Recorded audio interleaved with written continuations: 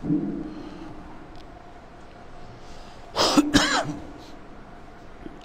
بالله من الشيطان الرجيم. بسم الله الرحمن الرحيم. ألف لام ميم. غلبت الروم في أدنى الأرض وهم من بعد غلبهم سيغلبون في بضع سنين. لله الأمر من قبل ومن بعد. ويومئذ يفرح المؤمنون بنصر الله ينصر من يشاء وهو العزيز الرحيم. وعد الله لا يخلف الله وعده ولكن أكثر الناس لا يعلمون ظاهرا من الحياة الدنيا وهم عن الآخرة هم غافلون. صدق الله العظيم. اللهم صل على محمد وعلى آل محمد وعلى آل إبراهيم إنك حميد مجيد. اللهم بارك على محمد وعلى إبراهيم.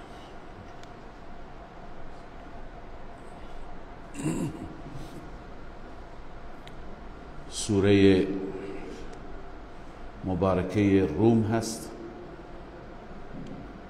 و از سوره هایی هست که در مکه مکرمه نازل شد. 84مین سوره قرآن کریم هست. در اواخر زندگی مکی مدتی قبل از هجرت این سوره نازل شد و این سوره نامگذاری شده به نام سوره روم، چون ذکر روم و کشور روم که اون زمان یکی از ابرقدرت ها بود در ابتدای این سوره آمده. تسمیت الکل به اسم الجز، سوره را نامگذاری کردن به نام بخشی از سوره. ابتداءً مناسبت این سوره را و ربط این سوره را با سوره مبارکه عنکبوت عرض می کنم. شما در سوره عنکبوت خواندید که احسب الناس ان یترکوا ان یقولوا آمنا وهم لا یفتنون، که مطلبش این بود انواع امتحانات، انواع آزمایشات، انواع مصیبت ها برای اهل ایمان میاد. باید تحمل کنند، باید صبر کنند، باید بر مشکلات شکیبا باشند، صبور باشند. حالا در سوره روم میخوانیم که همش مصائب نیست، همش مشکلات نیست، همش رنج نیست. و یومئذ یفرح المؤمنون، یعنی گاهی میاد که مؤمنان خوشحال هم میشند، مؤمنان شاد و مسرور هم میشند. منظور اینه که گاهی الله عزوجل یسر هم میاره، گاهی پیروزی میاره، گاهی فتح و موفقیت میاره. پس اون چی که در سوره عنکبوت گفته شد مشکلات میاد، در سوره روم نوید هست، خوشخبری هست، مژده هست که تنها مشکلات نیست، گاهی خوشی ها هم هست، گاهی از کنم که فتح و پیروزی هم هست. قبل از اینکه این آیه را خدمت شما ترجمه بکنم و تشریح بکنم آیاتش را، اولا شأن نزول را عرض می کنم. که در واقع این آیات یک پس منظری دارد، یک شأن نزولی دارد، جریان اتفاق افتاد. اون جریان این بود که در زمان رسول الله صلی الله علیه و سلم دو ابرقدرت بودند، یکی فارس بود که همون ایران و یکی رومی ها بودند. رومی ها، فارس، اهل فارس خب مشخصه که کدوم مناطق بودن، مناطق شرقی، مناطق فعلی خود ما از عراق گرفته تا ایران تا افغانستان تا آذربایجان، ارمنستان، خراسانات، بلخ و بخارا، همه اینا جزء فارس بود، بسیار وسیع بود. و دوم روم بود که مرکز رومی ها قسطنطنیه بود اون زمان، استانبول امروز مرکزشون اونجا بود، اما منطقه بسیار وسیعی را از شام و مصر گرفته تا اروپا همین تحت سیطره رومی ها بود. از نظر مذهبی رومی ها مسیحی بودند، نصرانی بودند و فارسی ها مجوسی بودند، آتش پرست بودند. به تعبیر دیگه خدمت شما عرض کنم که رومی ها با مسلمانان نزدیکتر بودند، چون که گرچه رومی ها اهل شرک و اهل تسلیس بودند اما خودشون را اهل کتاب می دانستند، معتقد به پیامبر عیسی بودند و بر دین آسمانی خودشون را می دانستند. از این جهت با مسلمانان وجه اشتراک داشتند. اما فارسی ها چون آتش پرست بودند، اونا وجه اشتراکشون با مشرکین مکه بود، با بت پرستان مکه بود. بنابراین هر وقتی که برای رومی ها فتحی بود، موفقیتی بود، مسلمانان خوشحال می شدند. اگر برای فارس ها می شد و برای ایرانی ها می بود، مشرکین خوشحال می شدند، چون به نوعی با خودشون هم دین و هم مسلک می دونستند. تا اینکه در همون زمان رسول الله صلی الله علیه وسلم جنگ و اتفاق سختی بین فارس ها و رومی ها اتفاق افتاد و رومی ها شکست خوردند. چنان شکست خوردند که هزاران نفر را از دست دادند، عقب نشینی کردند. این شکست رومی ها باعث خوشحالی مشرکین مکه شد. خیلی مشرکین مکه شاد شدند و به مسلمانان گفتند که اونها را رومی ها شکست دادن، ما هم شما را شکست میدیم، ما شما را از بین میبریم. بالاخره از این اونها بدفالی گرفتن بر این که مسلمان ها همینطور شکست میخورن.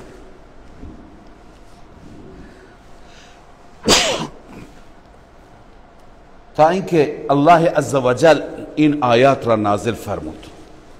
در این آیات هست که روم شکست خورد. البته این جنگ در منطقه بود که با سرزمین عرب ها نزدیک بود، فی ادنى الارض، میگن نزدیک اردن بود این اتفاق و این جنگ، که اردن جز شام هست و شام جز رومی ها بود. اینجا رومی ها شکست خوردن. اما الله تعالی وقتی که مشرکین شاد شدند و خوشحال شدند، الله تعالی فرمود که این رومی ها که مغلوب شدن، شکست خوردن، بعد از شکست خودشون پیروز میشند در ظرف چند سال. بضع سنین فرمود. بضع سنین از نظر عربیت بضع سنین، بضع از 3 تا 9 تا را میگویند، از 3 سال تا 9 بضع هست. لذا مسلمانان یقین کردند، باور کردند که چند سالی بگذرد روم پیروز میشه و فارس شکست میخورد. اما به ظاهر اینطور نبود. ظاهر قضیه طوری بود که چنان شکستی خوردن که دوباره به قول ماها نمیتونستن کمرشون را به این زودی ها راست بکنن، تجدید قوا بکنن، دوباره توانایی جنگ داشته باشند. وقتی که قرآن این را گفت که بعد از چند سال روم پیروز میشه، مشرکین خندیدن، گفتن اصلا امکانش نیست، این چه پیشگویی بیجایی هست.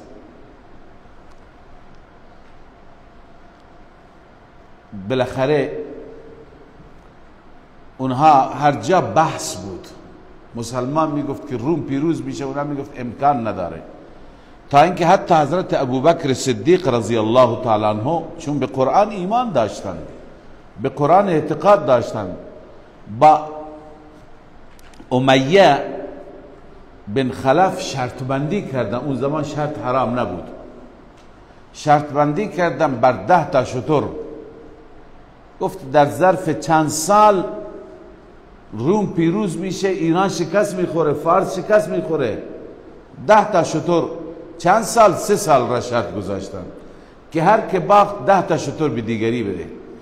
اما وقتی که ابوبکر صدیق رضی الله تعالی عنه خدمت رسول الله گفت که من با امیه چنین شرطی بستم، رسول الله اشاره کرد که 3 سال کمه، چون رسول الله میدونست که بضع سنین از 3 سال شروع میشه تا 9 سال. فرمودن که در ظرف 9 سال شرط ببند. لذا دوباره این شرط را تجدید نظر کردند، گفتند تا 9 سال. تا 9 سال شرط بسته شد. شترها را از 10 تا به 100 تا کردند. 100 شتر شرط گذاشتند که تا 100 شتر هر کس باخت باید بده. تا این اندازه ابوبکر صدیق اعتماد داشت، باور داشت که کلام الله عزوجل حق است. خلاصه بعدا مسئله هجرت اتفاق افتاد. عرض کردم این جزء سوره های مکی هست. مسلمانان هجرت کردند و رفتند به مدینه منوره بعد از چند سال، نوشتن حدودا نزدیک به 6 سال. یهو روم حمله کرد بر ایران. شاه روم چنان حمله کرد که ایرانی ها غافلگیر شدند، ایرانی ها را عقب زدند. بسیاری از سرزمین های خودشون را از ایرانی ها برگرداندند، پس گرفتند و در خاک ایران پیشروی کردند تا ارمنستان و تا آذربایجان. رومی ها پیشروی کردند، حتی که خود شاه ایران خسرو پرویز در خطر بود، او فرار کرد و یک جای پناه برد. آتشکده ایرانی ها را که معبدشون بود از بین بردند و ایران کردند و شکست فاشی برای ایرانی ها شد. و از قضا در همین روزی که ایران شکست خورد، در همین روز، عیناً در همین روز، مشرکین از دست مسلمانان در بدر شکست خوردند. یعنی هر دو پیروزی همزمان شد. بیچاره امیه بن خلف همونجا کشته شد. اونی که شرط بسته بود با ابوبکر صدیق رضی الله تعالی عنه، اونم در بدر کشته شد. بالاخره اون چیزی که قرآن پیشگویی کرد انجام شد. بعدا ابوبکر صدیق رضی الله تعالی عنه پیش پسر امیه پیغام فرستاد که پدرت با من این شرط را بسته، باخت پدر تو.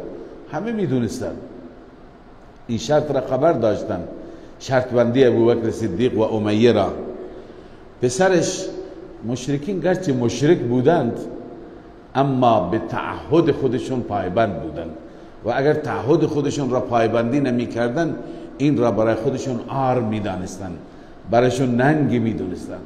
پسر امیه بن خلف 100 تا شتر برای ابوبکر صدیق فرستاد. گفت پدرم شرط را باخته، اینم 100 تا شتر. رسول الله صلی الله علیه و سلم فرمودن که شترها را تحویل بگیر و بعدا ابوبکر صدیق رضی الله تعالی عنه شترها را صدقه کرد. بنابراین خدمت شما عرض کنم که این چیزی که قرآن پیشگویی کرد، این پیشگویی قرآن مجید کاملا محقق شد. الله تعالی می فرماید الف لام میم غلبت الروم في أدنى الأرض وهم من بعد غلبهم سيغلبون في بضع سنين. غلبت الروم یعنی مغلوب شد روم، اهل کتاب، نصارا، فی ادنى الارض، در زمین نزدیکی به شما، نزدیک ازرعات و بصرا. من دو تا منطقه بودن، ازرعات و بصرا، اونجا که بین اردن و فلسطین بود. و هم من بعد غلبهم سیغلبون، قرآن میگه اینها بعد از مغلوبیت خودشون ان قریب غالب میشند. بعد از اینکه اینها شکست خوردند غالب میشوند. فی بضع سنین، در ظرف چند سال، در ظرف چند سال اینا غالب میشن، اینا پیروز میدان میشن. لله الامر من قبل و من بعد. الله میفرماید که تمام امور فقط و فقط برای الله است، یعنی در اختیار الله است. امور در دست خدایان باطل نیست، در دست شرکای شما نیست، فقط و فقط به دست الله است. من قبل و من بعد، قبل از این مغلوبیت و بعد از مغلوبیت، در هر صورت کار به دست خداست. و یومئذ یفرح المؤمنون، در اون روز خوشحال میشوند مؤمنان به نصر الله، به نصرت خدا هم خوشحال میشوند. پس این نصرت خدا چی بود؟ غلبه در بدر بود. یعنی اون روز الله تعالی برای مسلمانان هم خوشحالی میاره. تفسیر مدارک نوشته علامه نصفی اخذ ابوبکر الحذر من ذریه ابی. حضرت ابوبکر صدیق رضی الله تعالی عنه همون جایزه را یا شرط را که برده بود تحویل گرفت، شترها را از فرزندان ابی. فقال علیه السلام تصدق به. رسول الله فرمود شترها را بگیر صدقه بکن، در راه خدا خیرات کن. و هذه آیه بینه على صحت نبوته، این یکی از آیات روشن بود بر صحت نبوت رسول الله. و ان القرآن من عند الله، و دلیل واضحی هست که قرآن کتاب خداست. لانها انباء عن علم الغیب، چونکه این داره خبر میده از علم غیب که در آینده این میشه. همون پیشگویی که قرآن کریم فرمود اون پیشگویی محقق شد، اون پیشگویی به وقوع پیوست. و کان ذلك قبل تحریم القمار، این مسئله قبل از اینکه قمار تحریم بشه اتفاق افتاده بود. على ای حال الله می فرماید و یومئذ یفرح المؤمنون، در اون روز شاد می شوند مؤمنان به نصر الله، به نصرت خدا. ینصر من یشاء، الله یاری می کند و نصرت می کند کسی را که بخواهد. و هو العزیز الرحیم، و خداوند غالب است و مهربان است. مغلوب کردن و غالب کردن به دست الله است، به دست کسی دیگه نیست. وعد الله، این وعده الهی است. لا یخلف الله وعده، الله خلاف وعدهش نمی کند. ولكن اکثر الناس لا يعلمون، اکثر مردم نمیدانند، به دلیل اینکه اکثر مردم در اسباب ظاهری نگاه میکنند، به قدرت رب نگاه نمیکنند. اسباب ظاهری میگه از نظر ظاهر ممکن نیست که دوباره روم پیروز بشه، ولی همه چیز به دست الله است. لله الامر، الله بهتر میداند. اما مردم علمشون ظاهری هست. یعلمون ظاهرا من الحیات الدنیا، همونطور که اینجا هم به ظاهر نگاه میکنند، در زندگی دنیا هم به ظاهر نگاه میکنند. ورای این علم، پشت سر این علم، اون چی که حقیقت است، واقعیت هست، که زندگی آخرت است، زندگی اصلی هست، زندگی دائمی هست، از اون زندگی غافلند. از اون زندگی بیخبر هستند. و هم عن الآخرة هم غافلون، این مردم از آخرت غافل هستند، از آخرت بیخبر هستند، نمیدونن که در آخرت چه خبر هست. اولم یتفکروا فی انفسهم ما خلق الله السماوات والارض. اینجا الله تعالی دعوت به تفکر میده، دعوت به تدبر میده. بیندیشن مردم خدای عزوجل دارای قدرتی هست، آسمان را زمین را خلق کرده. اینا را چرا خلق کرده؟ اینا را بیهوده خلق نکرده، اینا را برای بازیچه خلق نکرده. الله اینا را خلق کرده که حق را نشان بده، حق را اظهار کند. اولم یتفکروا فی انفسهم، آیا در درونشان فکر نمی کنند؟ در سر را در گریبان فرو نمی برند، فکر نمی کنند.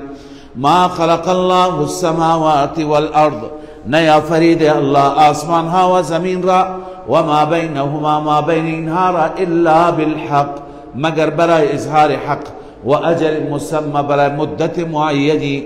و ان كثيرا من الناس بلقاء ربهم لكافرون، همانا بسیاری از مردم هستند که نسبت به ملاقات الله منکرند، ملاقات الله را انکار میکنند، قبول نمیکنند، کفر میکنند. اولم یسیروا فی الارض، الله اینجا دعوت میده، میگه شما سیر کنید، شما بگردید. کسانی که قبل از شما بودند، قدرتمندان، اونایی که منکر آخرت بودند، انجام اونها، نتیجه اونها، عاقبت کار اونها به کجا رسید؟ آخرشون چی شد؟ اونها از شما یک گردن قدشون بلندتر بود، از شما قویتر بودن، از شما سرمایه‌دارتر بودن، امکاناتشون از شما بیشتر بود. ولی وقتی که نافرمانی خدا کردند، وقتی که انکار کردند الله عزوجل، به چه حال زاری اونها را گرفتار کرد. اولم یسیروا فی الارض، آیا سیر نمی کنند در زمین؟ فینظروا کیف کان عاقبت الذین من قبلهم، ببینند چگونه شد انجام کسانی که قبل از اینها بودند. کانوا اشد منهم قوه، آنها قوی‌تر بودند، شدیدتر بودند از اینها از نظر قوت. اون پیشینیان از این مشرکین مکه خیلی قوی‌تر بودند. و آثارا فی الارض، و آثار الارض، و زمین را آباد کردند. آثار الارض از شکستن زمین، شخم زدن در زمین که برای کاشت و برای زراعت بشکنند. و عمروها، و زمین را آباد کردند. اکثر مما عمروها، بیشتر از اون چیزی که مشرکین آباد کردند. اونا کاخ بستند، اونا ساختمان بستند، اونها خیلی در زمین کار کردند. اما الله می فرماید وجاءتهم رسلهم بالبینات، پیش آنها رسولشان، پیامبرانشان همراه با بینات آمدند، همراه با معجزات آمدند. فما كان الله ليظلمهم ولكن كانوا انفسهم يظلمون، اما اونها چون نپذیرفتند هلاک شدند، نابود شدند. الله می فرماید الله نبود که بر اونها ظلم کند، الله ظلم نکرد، ولكن كانوا انفسهم يظلمون، اما آنها بودند که بر خودشان ظلم کردند، خودشون ظلم کردند، خودشون ستم کردند، عذاب خواستند. عاقبتشون چی بود؟ عاقبت و نتیجه این بود که اونها در واقع تکذیب کردن آیات الهی را. ثم كان عاقبت الذين اساءوا السوء، عاقبت کسانی که بد عمل کردند عاقبتشون بد شد. السوء مراد چیه؟ بنیست مراد عقوبت، مراد عذاب. انجام اینهایی که تکذیب کردند عذاب شد، گرفتاری از طرف خدا برایشون شد. چرا عذاب؟ ان کذبوا بآیات الله، این سببیه هست، اینکه آنها تکذیب کردند آیات الهی را و نسبت به آیات الهی تمسخر کردند. و کانوا بها یستهزئون، نسبت به اون آیات و حتی نسبت به عذابی که از سوی خدای عزوجل آمد نسبت به او استهزاء کردن، تمسخر کردن.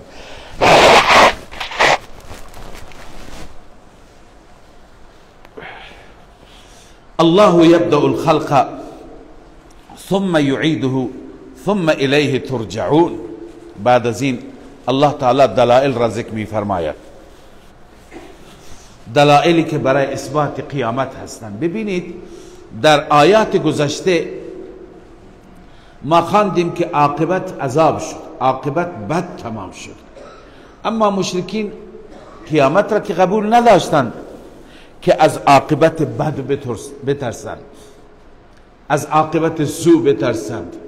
الله تعالی در ادامه دلائل را بیان می فرماید. الله می فرماید الله یبدأ الخلق ثم یعیده. الله تعالی از ابتدا خلق را ایجاد کرد. خالق و آفریننده الله است، بدون الگو هم درست کرد. ابداع به معنی این است که هیچ نقشه، هیچ الگویی نبود. الله تعالی بدون الگو ابتدا همه چیز را درست کرد و بعدا هر وقتی که الله بخواهد دوباره برمیگرداند. یعنی خلق از بین میمیرد ثم یعیده. حالا این چطور دلیل میشه برای قیامت؟ ببینید کسی که قدرت داره ابتداء درست کنه، اون قدرت نداره انتهاء دوباره درست کنه.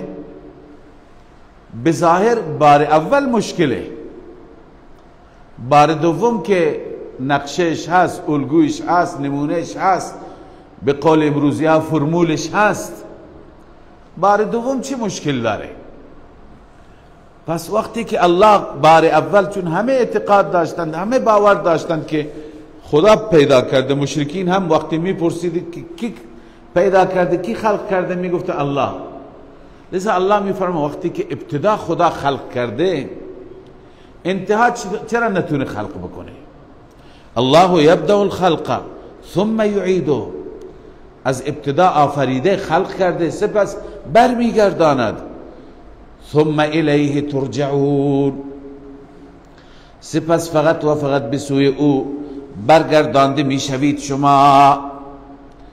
الله تعالی تخویف بیان میفرماید شما که باور ندارید اون روزی که خدای تعالی قیامت را برپا بکند، قیامت قائم بشه، مشرکان، مجرمان همه ناامید میشند. چرا ناامید میشند؟ چون که در دنیا باورش نداشتند، بهش ایمان نداشتند.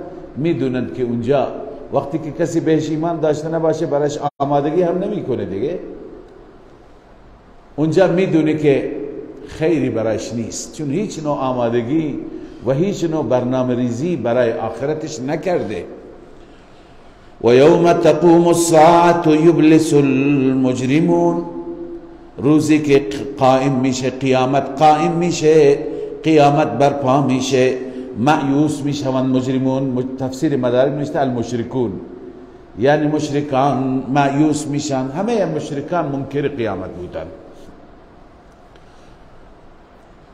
در اون روز همه ناامید هستند. شاید کسی بپرسه که این خدایان مگه به دردشون نمیخورد؟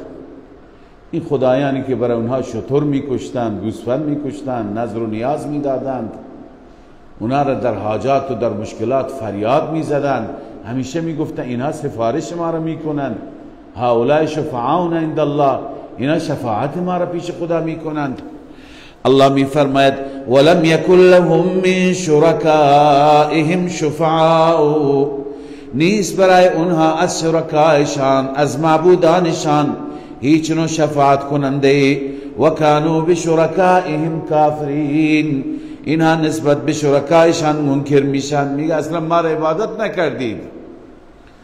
و یوم تقوم الساعة یومئذ یتفرقون. الله می فرماید روزی که قیامت برپا میشه، در اون روز اینها جدا میشوند از هم دیگه. یتفرقون یعنی دو معنا داره، یکی که عابدان از معبودان، خدایان از بندگان دروغین خودشون، هر یکی جدا میشه، هر یکی نفسی نفسیه، هر یکی به فکر نجات خودشه. و بعضی اهل تفسیر میگن یتفرقون یعنی اهل نار و اهل جنت از هم دیگه جدا میشند. و امتازوا اليوم ایها المجرمون، مجرمان شما جداگانه صف بگیرید، مؤمنان شما جداگانه صف بگیرید، اینا از هم دیگه جدا میشوند. خب این دومین تفسیر قوی تر است به دلیل آیه بعدی. چرا جدا میشوند؟ کجا میروند؟ الله تعالی تکلیف هر یک را روشن کرده.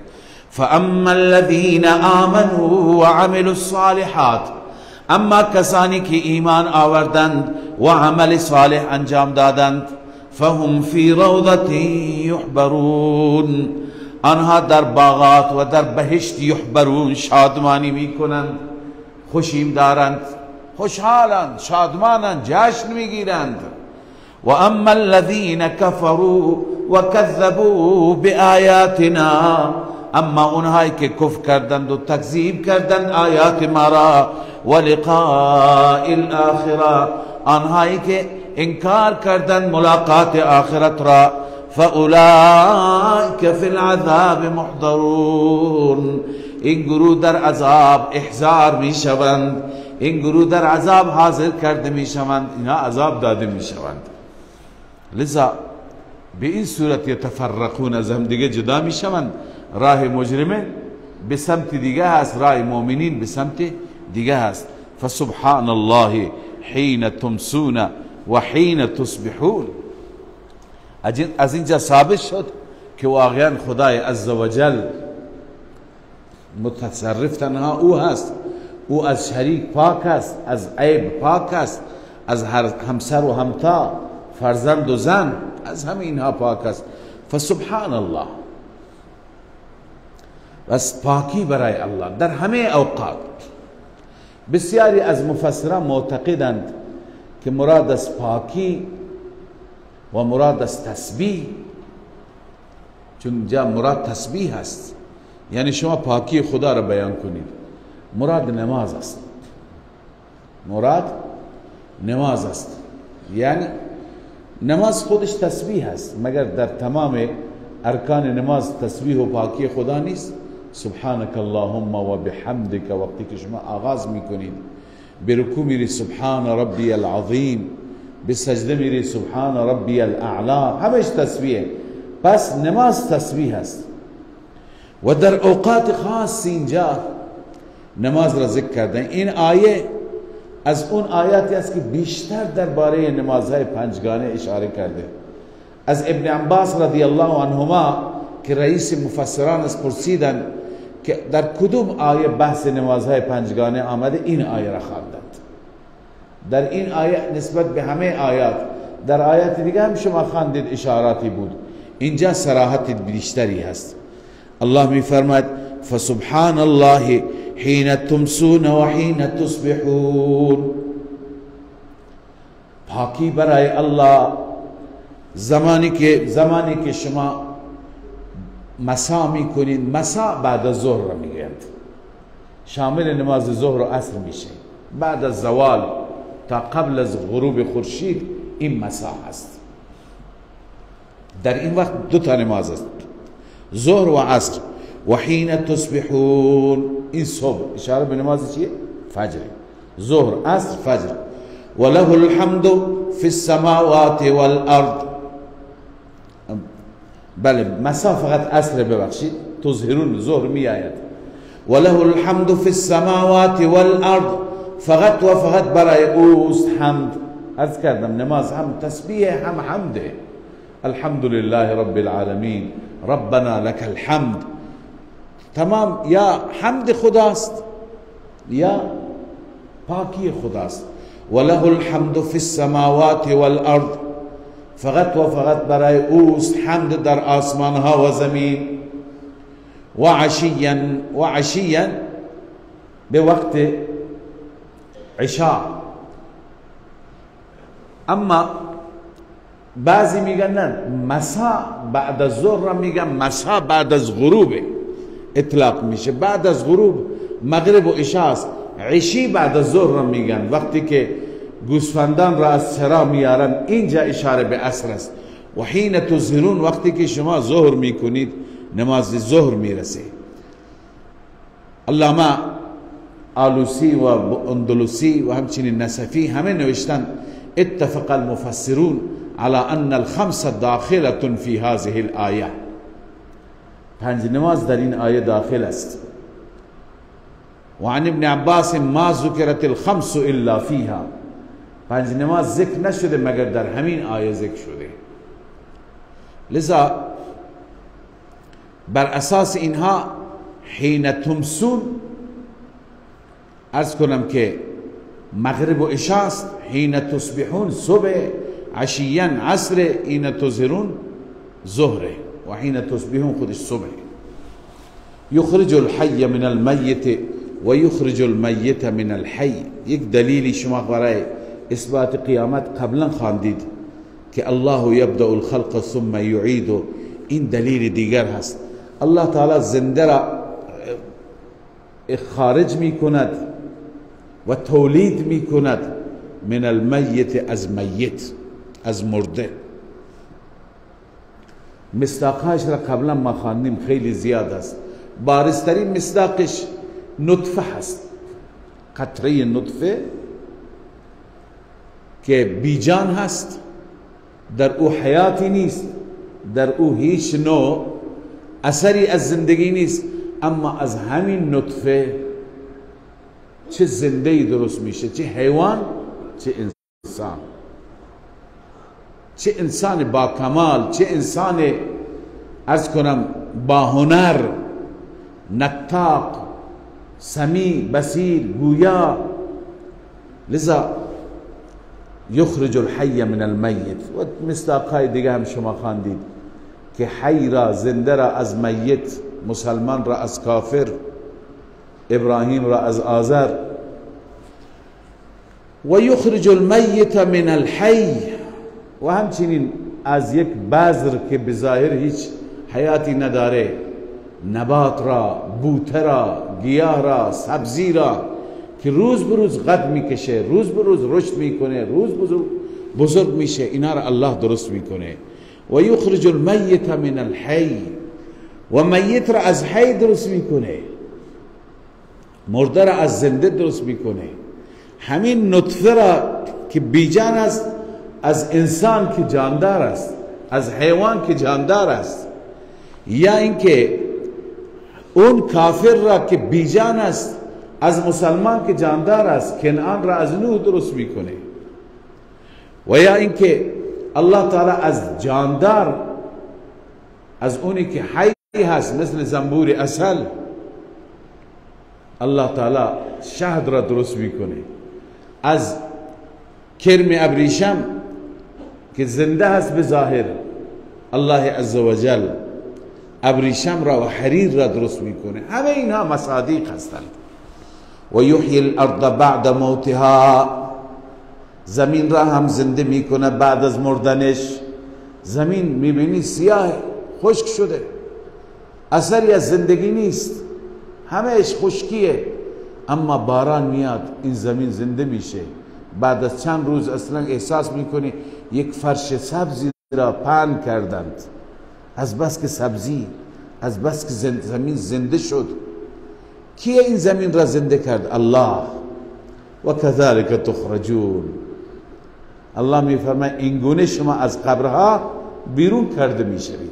یعنی همونطور که این زمین مرده زنده شد، شما انسانهای مرده هم زنده میشید. همونطور که زمین با باران زنده شد، در حدیث بخاری میاد که باران میاد و به برکت باران انسان تمام زنده میشه، از قبر بیرون میاد در روز قیامت. لذا اینها دلایل اثبات قیامت هستند. و بعد از این الله تعالی دلایلی بر اثبات توحید بیان میفرماید. چند تا دلیل هست. این آثار را نگاه بکنه انسان، آیات قدرت پروردگار را، چرا به خدا و به قدرت پروردگار نمیرسه؟ و من آیاته ان خلقکم من تراب، از آیات الله این است که شما را آفریده، از خاک آفریده. خاک ماده بعید انسانه، پدرمون آدم از خاک آفریده شد، و یا اینکه غیر از ماده بعید، قبلا همین نکته را خدمت شما عرض کردم، ماده قریب ما هم از خاکه. انسان از چی متولد میشه؟ بظاهر انسان از نطفه. نطفه از چی درست میشه؟ نطفه از خون. خون از چی درست میشه؟ خون از طعام و غذا. غذا از چی درست میشه؟ غذا از خاک. پس باز هم همین ماده قریب هر انسان هم چیه؟ خاک است.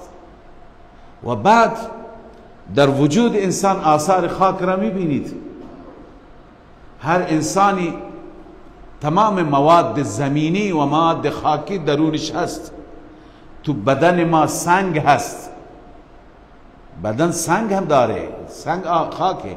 گاهی میبینیم این سنگ در ارسون مثانه جمع میشه، گاهی در کلیه میشه، گاهی در کبد میشه، بالاخره جاهای مختلفی هست، صفرا میشه.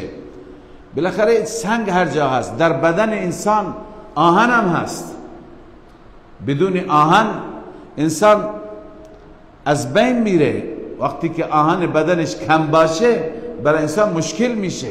در بدن انسان نمک هم هست، در بدن انسان قند و شکر هم هست، در بدن گچ هم هست. یعنی تمام موادی که در خاک هستند اینا الان هم در وجود انسان هستند.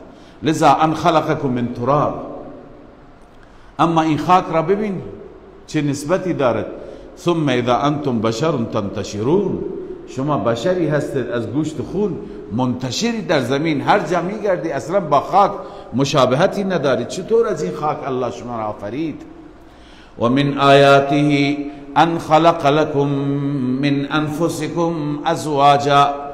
از آیات الهی این هست که الله آفرید برای شما از وجود خود شما همسرانی. از وجود خود شما یعنی چه؟ یعنی از جنس شما. انفسکم ای من جنسکم، از جنس شما. انسان نیاز به همسر داره، مرد هم نیاز به همسر داره، زن هم نیاز به همسر داره، فرق نمیکنه. خدای عزوجل از جنس خود انسان بهش همسری داد، جفتی داد. دستور نداد خدای تعالی که انسان بره و جفتگیری بکنه با یک جنس دیگه، بلا نسبت با حیوان، با جنیه، با چیز دیگه، بلکه الله تعالی از انسان، از خود انسان زوجش را آفرید. و در همین صورت است که لتسکنوا الیها، سکون و آرامش حاصل میشه. سکون و آرامش با چی هست؟ با همسر هست، با زوجه هست. و اگر از جنس انسان نبود، انسان هیچ وقت سکون و آرامش نداشت، همیشه احساس خطر داشت. بالفرض اگر یه مخلوق دیگه که مثل انسان ها مکلف است، جنه، اگر به انسان دستور داده میشد که ای انسان برو با جن ازدواج بکن، انسان در سکون بود یا در وحشت بود؟ همش در وحشت بود، هیچ اعتمادی نبود. و الان ببینی خدای عزوجل وقتی که همسر را از جنس انسان آفریده، از خود انسان آفریده، چه سکونی، چه آرامشی. قبل از ازدواج با هم دیگه بیگانه هستند، هیچ احساسی نسبت به هم دیگه ندارند. اما بعد از ازدواج الله عزوجل وقتی که این زوجیت را قائم می کند، چه احساسی نسبت به هم دیگه دارند، چه محبتی که تمام بقیه فامیل و خویشاوندان را فراموش می کنند، از بس که به هم دیگه وابستگی و دلدادگی دارند. این واقعا همون سکونی هست که قرآن تعریف میکنه که بدون همدیگه بعضی هستن سکته میکنند. لذا الله عزوجل میفرماید این لطف پروردگاره، این نعمت رب هست که برای شما همسری از جنس شما آفریده، لتسکنوا الیها، تا که شما سکون را به سوی او حاصل کنید، آرامش را حاصل بکنید. لذا همسران هم باید بدونند که طوری باید با هم دیگه رفتار بکنند. هم مرد با زن و هم زن با مرد که هر وقتی که از همدیگه جدا هستند، وقتی که مرد میره بیرون خانه برای کار میره، بازار میره، زحمت میکشه یا مسافرت میره، از اون طرف که میاد باید شرایطی دو طرف فراهم بکنند که آرامش حاصل بشه، نه اینکه درگیری بشه، نه اینکه مشکلات بیشتر بشه. اصل اون همسری که فلسفه زندگی رو متوجه بشه باید به همدیگه راحت برسانند، رنجهای دوری از همدیگه را فراموش بکنند. لتسكن الیها وجعل بینکم موده و رحمه. الله تعالی بین شما مودت و رحمت را ایجاد کرده. این مودت را، این عشق را، این محبت را الله تعالی ایجاد کرده. این احساس را به همدیگه دارند که برای همدیگه هر نوع ایثار، هر نوع قربانی، هر نوع فداکاری میدند. تا زن مریض میشه خدای تعالی چنان مودتی پیدا کرده که شوهر آماده هست تمام زندگی را بده برای درمانش، برای اینکه خوب بشه. شوهر مریض میشه زن اصلا قلق داره، اضطراب داره، شب خواب نداره، تا زمانی که به شوهرش خدمت نکنه، تا زمانی که به شوهرش آرامش نبخشه خوابش نمیاد. این مودت را کی ایجاد کرده؟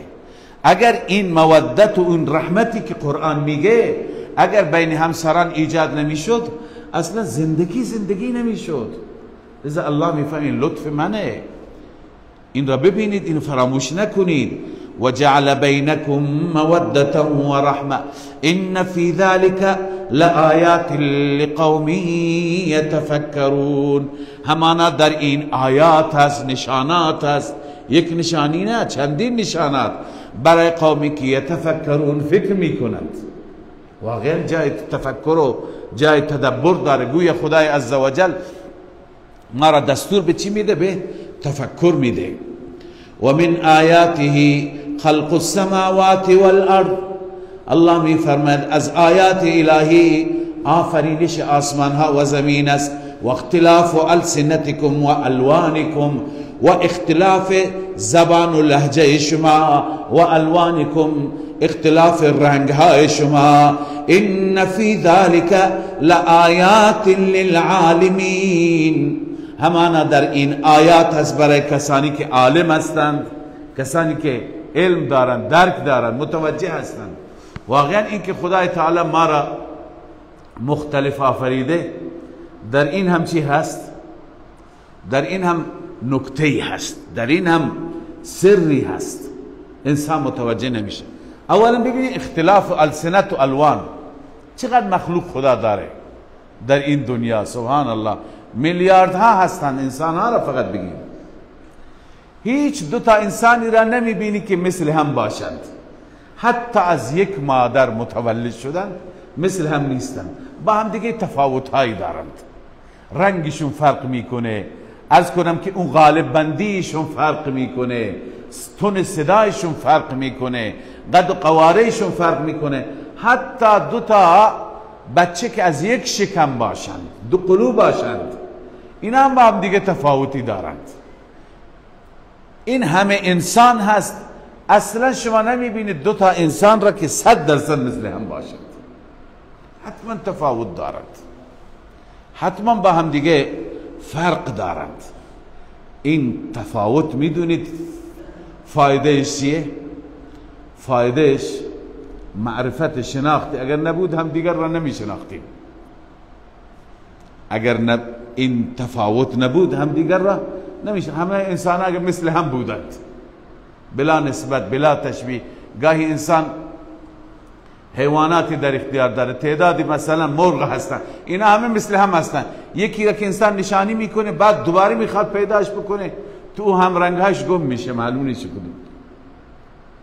لذا اگر انسان ها همه یک جور باشند، همه 100% مثل هم باشند، اون وقت شما نمیشناسی اونی که شما ازش حق میخواستید، اونی که به شما احسان کرد یا اونی که به شما ظلم و جفا کرد کدوم یکی بود؟ همه مثل همند. لذا اینه که خدای تعالی تفاوت را ایجاد کرده حتی بین دو برادر، که تا میبینی که این فلان برادر، این فلان برادره، این در واقع برای اینه که شناخت باشه نسبت به هم دیگه، معرفت باشه. پس خدای تعالی ما را متفاوت آفریده به خاطر این نیست که هم دیگر را مسخره بکنیم. یکی را بگه تو قدت بلنده، تو قدت کوتاهه، تو رنگت سیاهه، تو رنگت سفیده، تو بینیت چنین هست، دهانت چنان است. الله تعالی این تفاوت ها را آفریده تا فرقی بشه. و عرض کردم که جالب اینجاست که این همه انسان آفریده شده، الان ما ظاهر را میبینیم. اگر در ظاهر یک وقتی تفاوتی نباشد، در درون خدای عزوجل تفاوت‌های آفریده که سبحان الله. مثلا انسان ها میبینید هر جا انگشت میزنند، هر چقدر انسان هست دو تا انسان نمیبینی که اون انگشتشون و آثار و علاماتی که خدا در این انگشت آفریده مثل هم باشه. هر دو تا انسان حتما تفاوت داره. خدای تعالی در چشمهای انسان تفاوت‌های بعضی کشورها رفتی دیدید تو فرودگاه ها چشمها را چی میکنند؟ چک میکنند. اونجا انگشت نمیزنند، میگن دوربین را نگاه کن. از درون چشم دو تا انسان نیستن که مثل هم باشد. حتما تفاوت‌های از نظر مویرگ‌ها، از نظر اون غالبی که خدای تعالی گذاشته، غالب دو نفر با هم دیگه فرق میکنه. تنها به رنگ نیست، در همه اعضای بدن تفاوته. سبحان الله، چه صناعی هست، چه خالقی هست، چه خلاقی هست که این همه را آفریده، هر دوتا را با هم دیگه فرق داده، با هم دیگه تا اینکه این شناخت حاصل بشه، معرفت حاصل بشه. از اینها اگر انسان به خدا نرسد از چی میخواد برسه؟ واقعا این خالق چنان خالقی هست که انسان پی میبرد. فتبارک الله احسن الخالقین. لذا الله می فرماید و من آیاته خلق السماوات والارض، از آیات الله آفرینش آسمان ها و زمین است، و اختلاف السنتکم و الوانکم، و همچنین اختلاف زبان ها و رنگ های شما. ان فی ذلک لآیات للعالمین، در همه اینها آیات هست برای کسانی که اهل علم هستند، کسانی که قدری شناخت دارند، قدری معرفت دارند. و من آیاته منامکم باللیل، و همچنین از آیات رب العالمین این است که شما در شب میخوابید، و النهار، و همچنین در روز، و ابتغاؤکم، و طلب شما فضل خدا را. در روز فضل خدا را میطلبید، کار میکنید، لقمه نانی برای خودتون پیدا میکنید، شب راحت میخوابید. آیا به این نظام شب روز فکر کردیم؟ چقدر خدای تعالی برای راحت من و تو، برای آسایش ما این نظام را پیدا کرده. 12 ساعت همیشه روز میشه تا خوب بگردی، خوب کسب کنی، خوب حاصل بکنی، درآمد داشته باشی، رزق حلال داشته باشی. بعد به همین مقدار شب میشه تا کارهای شخصیت را انجام بدی، سکون داشته باشی، آرامش داشته باشی. لذا اینها ان فی ذلک لآیات لقوم یسمعون، در همه اینها آیات هست، نشانات هست، نشانات بر توحید، نشانات بر خالقیت، برای قومی که یسمعون، گوش میکنه دلائل توحید را، استماع میکنه، توجه میکنه به دلائل الهی. و من آیاته یریکم البرق خوفا و طمعا، همچنین از آیات الهی هست این که شما را نشان میده، برق را نشان میده به وقت باران. چطور رعد و برق میزنه؟ این رعد و برق که میزنه هم برای انسان دو حالت پیدا میشه. از یک طرف انسان میترسه، از یک طرف انسان امیدواره که باران میاد، خوفا و طمعا. و ینزل من السماء ماء، نازل می فرمد از آسمان آب، فیحیی به الارض بعد موتها، زنده می کند به وسیله اون زمین را بعد از مردنش. ان فی ذلک لآیات لقومه یعقلون، در همه اینها آیات و نشانات است برای قومی که عقل می کند، عقل دارد. الله تعالی ما را همه جا به تعقل و تدبر و فکر کردن و اندیشیدن دعوت میده. یعنی گویا ما باید از عقل خودمون کار بگیریم که چطور الله عزوجل چه نظام زیبایی. اگر این نظام نبود، اگر باران نمیبارید، همه انسان ها تلف میشدن یا نه؟ قطعا. وجعلنا من الماء كل شيء حی. تنها چیزی که سبب حیات آبه، آب نباشه تمامه. چرا در کرات دیگه کسی زندگی نمیکنه؟ چندین ساله که میرند فضانوردها میگردن کجا آب است، در هیچ کره از این کرات دیگه آب نیست بغیر از زمین. به همین خاطر الله تعالی زمین رو قابل سکونت قرار داده. اینجا میتونه انسان وجود داشته، دیگه جا آب نیست. لذا اینجا تا آب کم میشه نفس ما تنگ میشه، پریشان میشیم. وقتی که آب نباشه کوچ میکنیم، میریم جایی که آب باشه. لذا آیا ای انسان به این نعمت پروردگار فکر کرده؟ ان فی ذلک الآیات لقوم یعقلون. الله انتظار داره که از عقل کار بگیرید، بیندیشید، فکر کنید. و من آیاته ان تقوم السماء والارض بامره. از آیات پروردگار این است که برپا شده آسمان ها و آسمان و زمین به امر الله. این آسمان سبحان الله یعنی نظام دنیا، آسمان و زمین یعنی نظام دنیا. نظام دنیا برپا شده به امر خدا. ببینید نظام دنیا ما بظاهر میبینیم، ولی خدای عزوجل چنان نظامی را گذاشته سبحان الله. کسانی که تحقیقات دارن در این زمینه چیزهایی می نویسن که گاهی انسان اصلا نمیتونه متوجه بشه. انسان گاهی هنگ میکنه به قول مردم که الله تعالی چه نظام منظمی درست کرده. ببین این همه ستاره ها و سیاره ها هستن، هزاران میلیون ها میلیارد ها هستن این سیارات و ستاره. زمین یک کوچولویی در میان اونها است. الله تعالی در همه اینها اون قدرت جذب گذاشته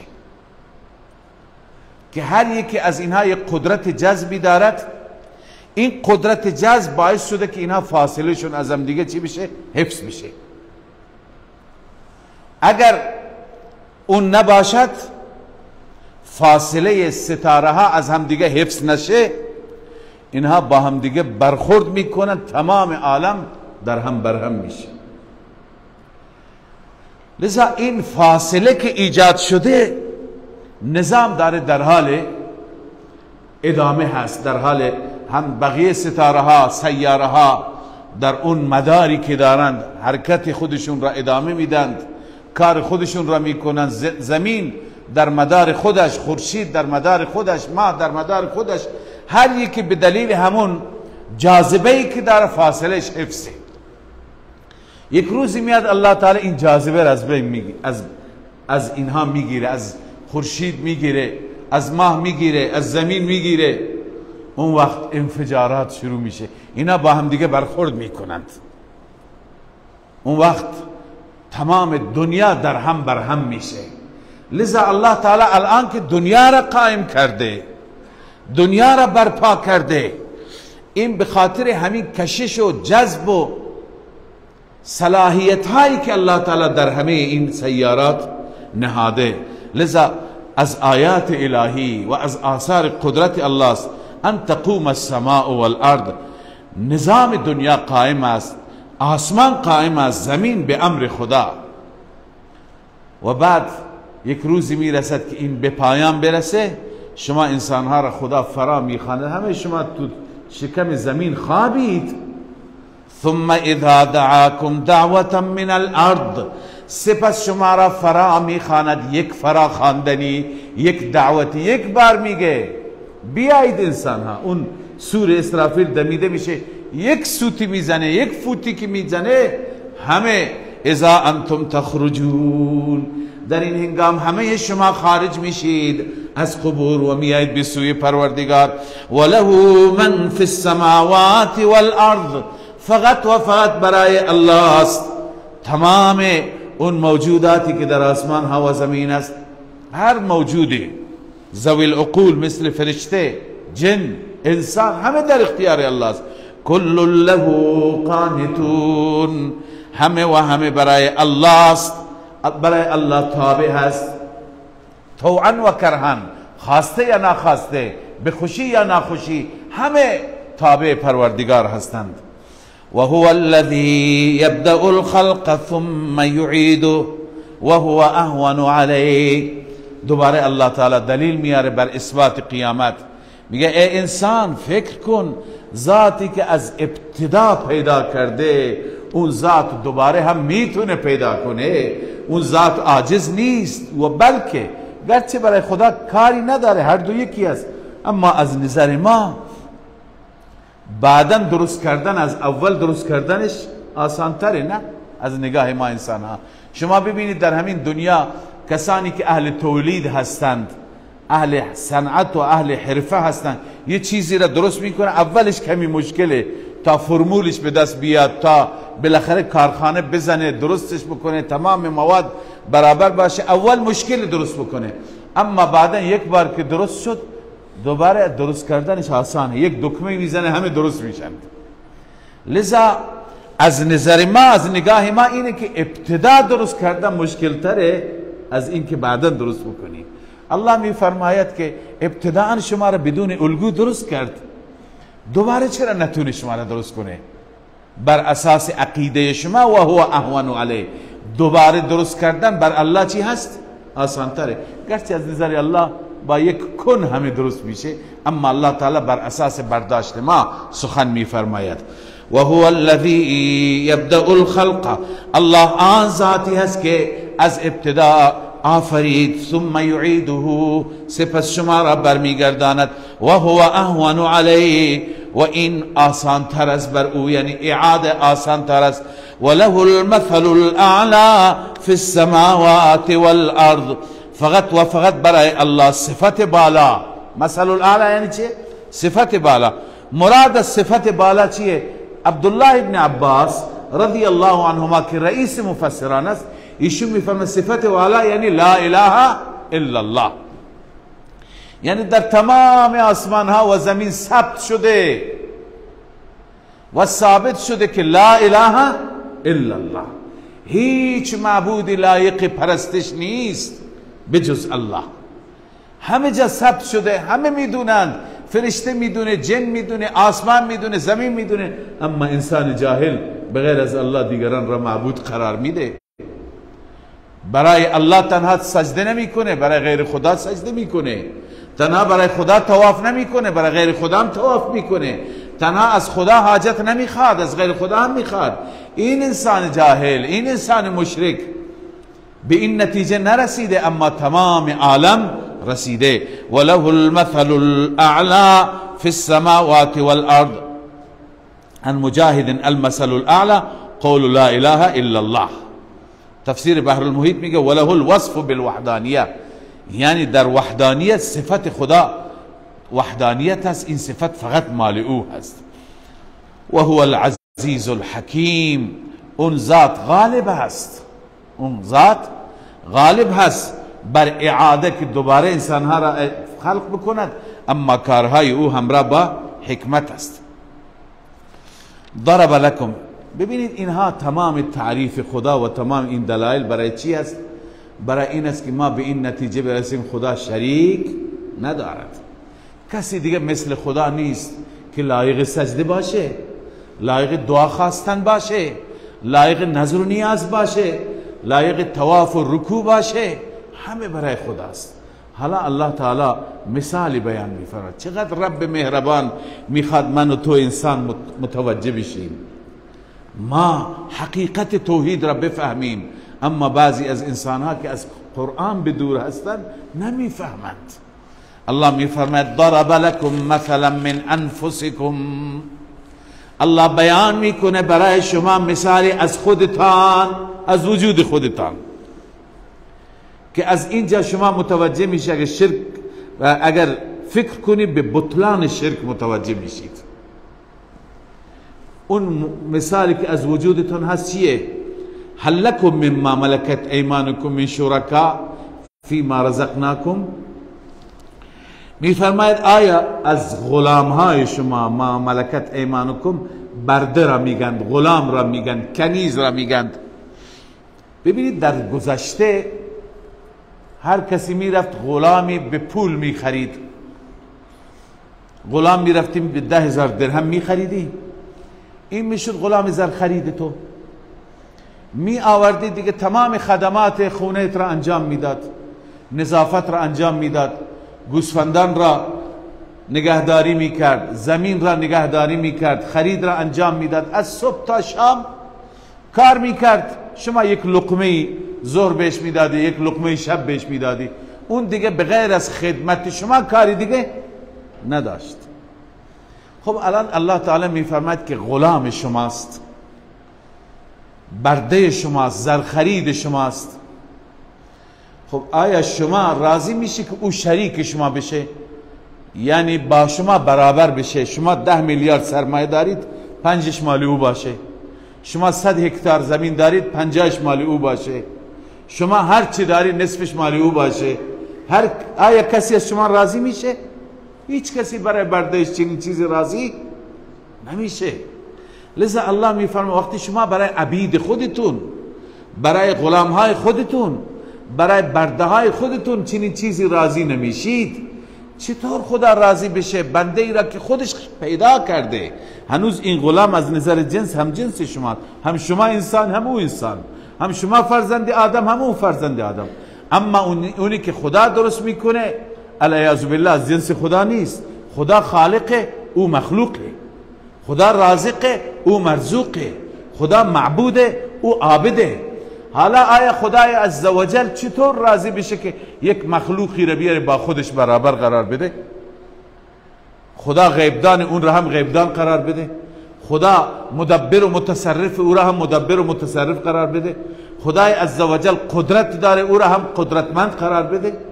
چطور شما برای برده های خودتون راضی نیستید؟ چرا این حق را برای خدا قرار میدی که خدا اونها را مثل خودش قرار داده، از اختیارات و تصرفات خودش داده، با خودش شریک ساخته؟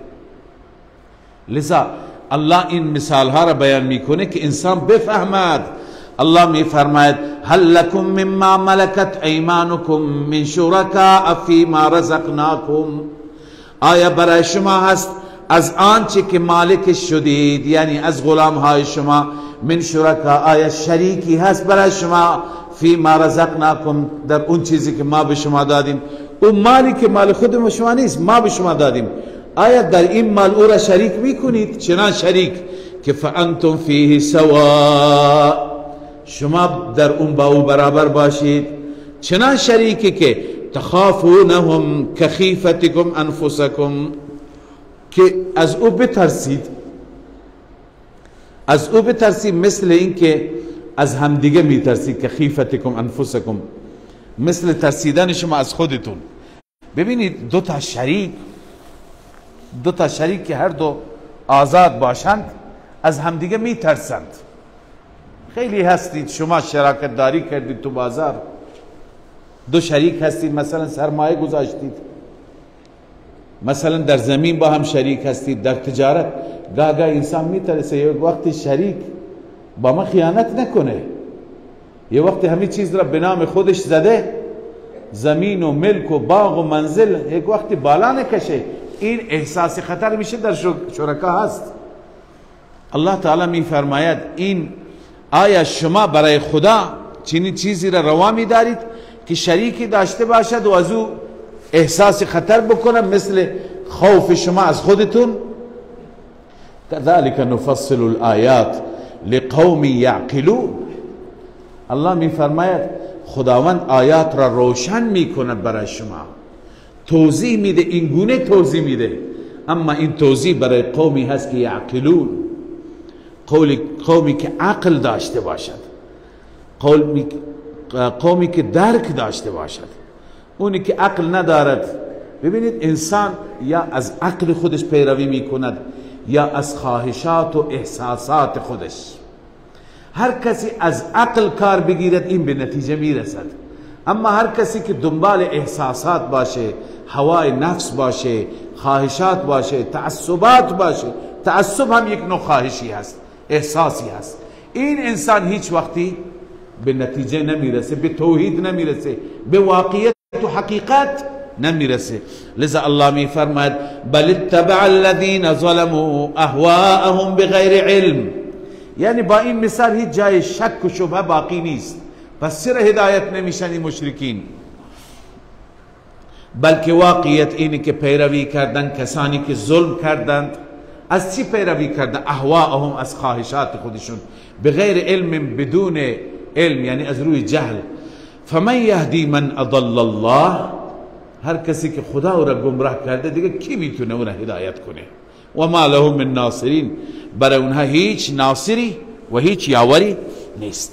لذا خدای عزوجل اینجا با دلایلی که شما در رکوع قبل خوندید و با مثالی که در این رکوع خواندید، همه مسائل را شفاف واضح بیان فرمود که قدرت مال الله است، قدرت در زمین و آسمان، قدرت در این کائنات، قدرت در وجود شما، همه چیز در اختیار الله است، مال الله است، مال کسی دیگه از مخلوقات نیست. و در غالب مثالی هم اثبات فرمود که هیچ مخلوقی را خدا شریک خودش قرار نداده، نه فرشته ای را، نه نبی را، نه ولی را، نه امامی را. وقتی که قرار نداده، لذا کسانی که قرار میدهند از خواهشات خودشون پیروی میکنند. بنابراین اکنون الله تعالی به من و شما دستور میده که شما خودتون را، ذاتتون را، چهرهتون را خالصتا برای الله قرار بدید، یعنی مال خدا باشید. شما مال خدا باشید، یعنی همه طاعات و عبادات و کرنش شما برای الله باشد. فاقم وجهك للدین حنیفا، پس برپا بدار ذات خودت را، خودت را، وجودت را برای دین، اون دینی که حنیف است. حنیف قبلا خواندیم یعنی یک سو از ادیان دیگر. حنیف یعنی در اون شرک نباشد. حنیف یک سوی به معنی اینه که در اون شرک نباشد. ان ابراهیم کان، اونجا درباره ابراهیم حنیفا و ما کان من المشرکین، ابراهیم حنیف بود یعنی چه؟ مشرک نبود. فطرة الله التي فطر الناس عليها، یعنی الزموا فطرة الله، ای بندگان من اون فطرتی که خدا بر اون فطرت انسانها را آفریده، اون فطرت را لازم بگیرید. ببینید خدای عزوجل در همه انسانها فطرت توحید را و فطرت این را که انسان خدا را یگانه بداند و در مقابل خدا تسلیم بشه، سر تعظیم فرود بیاورد، این فطرت را خدای تعالی در هر انسانی گذاشته، در سرشت هر انسانی گذاشته. بعداً اسبابی مثل تربیت نادرست پدر و مادر، مثل نفس پرستی، مثل حرص، طمع و تمام خواهشات و غیره، فطرت انسان را عوض میکنه. اصل فطرت همه ما انسان ها بر چی هست؟ بر توحید، بر یکتا پرستی. رسول الله صلی الله علیه وسلم بر اساس همین فرمود کل مولود یولد علی الفطره، یا علی فطرت الانسان اسلام. هر بچه که متولد میشه در وجود او الله تعالی فطرت تسلیم شدن در مقابل خودش را قرار داده. یعنی انسان وقتی که بر این فطرت عمل میکنه میبینی آرامش پیدا میکنه. هر انسانی که برای خدا سجده میکنه، عبادت میکنه، این انسان راحت میشه. چرا؟ چون که به اون فطرت خودش عمل میکنه. اما انسانی که بر فطرت نیست، میره گناه میکنه، معصیت میکنه، قتل میکنه، ناهنجاری میکنه، این انسان هیچ وقت آرامش نداره. شما در بلادی که عبادت نیست، در بلادی که ظلم هست، ستم هست، در بلادی که نافرمانی هست، مثل بلاد کفر، بلاد اروپا، شما آمار بگیرید، شما برید تحقیق بکنید، ببینید واقعا انسان ها آرامش دارند، مال دارند، سرمایه دارند، امکاناتشون بیسته، چنان در رفاه هستند که با یک دکمه تمام کارهای خودشون را انجام میدند. اما خواب نمیرن، قرص خواب میخورند. آمار خودکشیشون بیش از حد بالاست. به خاطر اینکه اینها بر اون دین فطرت نیستن. در فطرت هر انسانی الله عزوجل تسلیم شدن در مقابل خودش را گذاشته. به همین خاطر وقتی که شما بر دین فطرت عمل میکنید، روی سنگ سرت را بذاری فورا خواب میری. نیاز به قرص خواب هم نیست، نیاز به رخت خواب و اسپیلتش هم نیست. چرا؟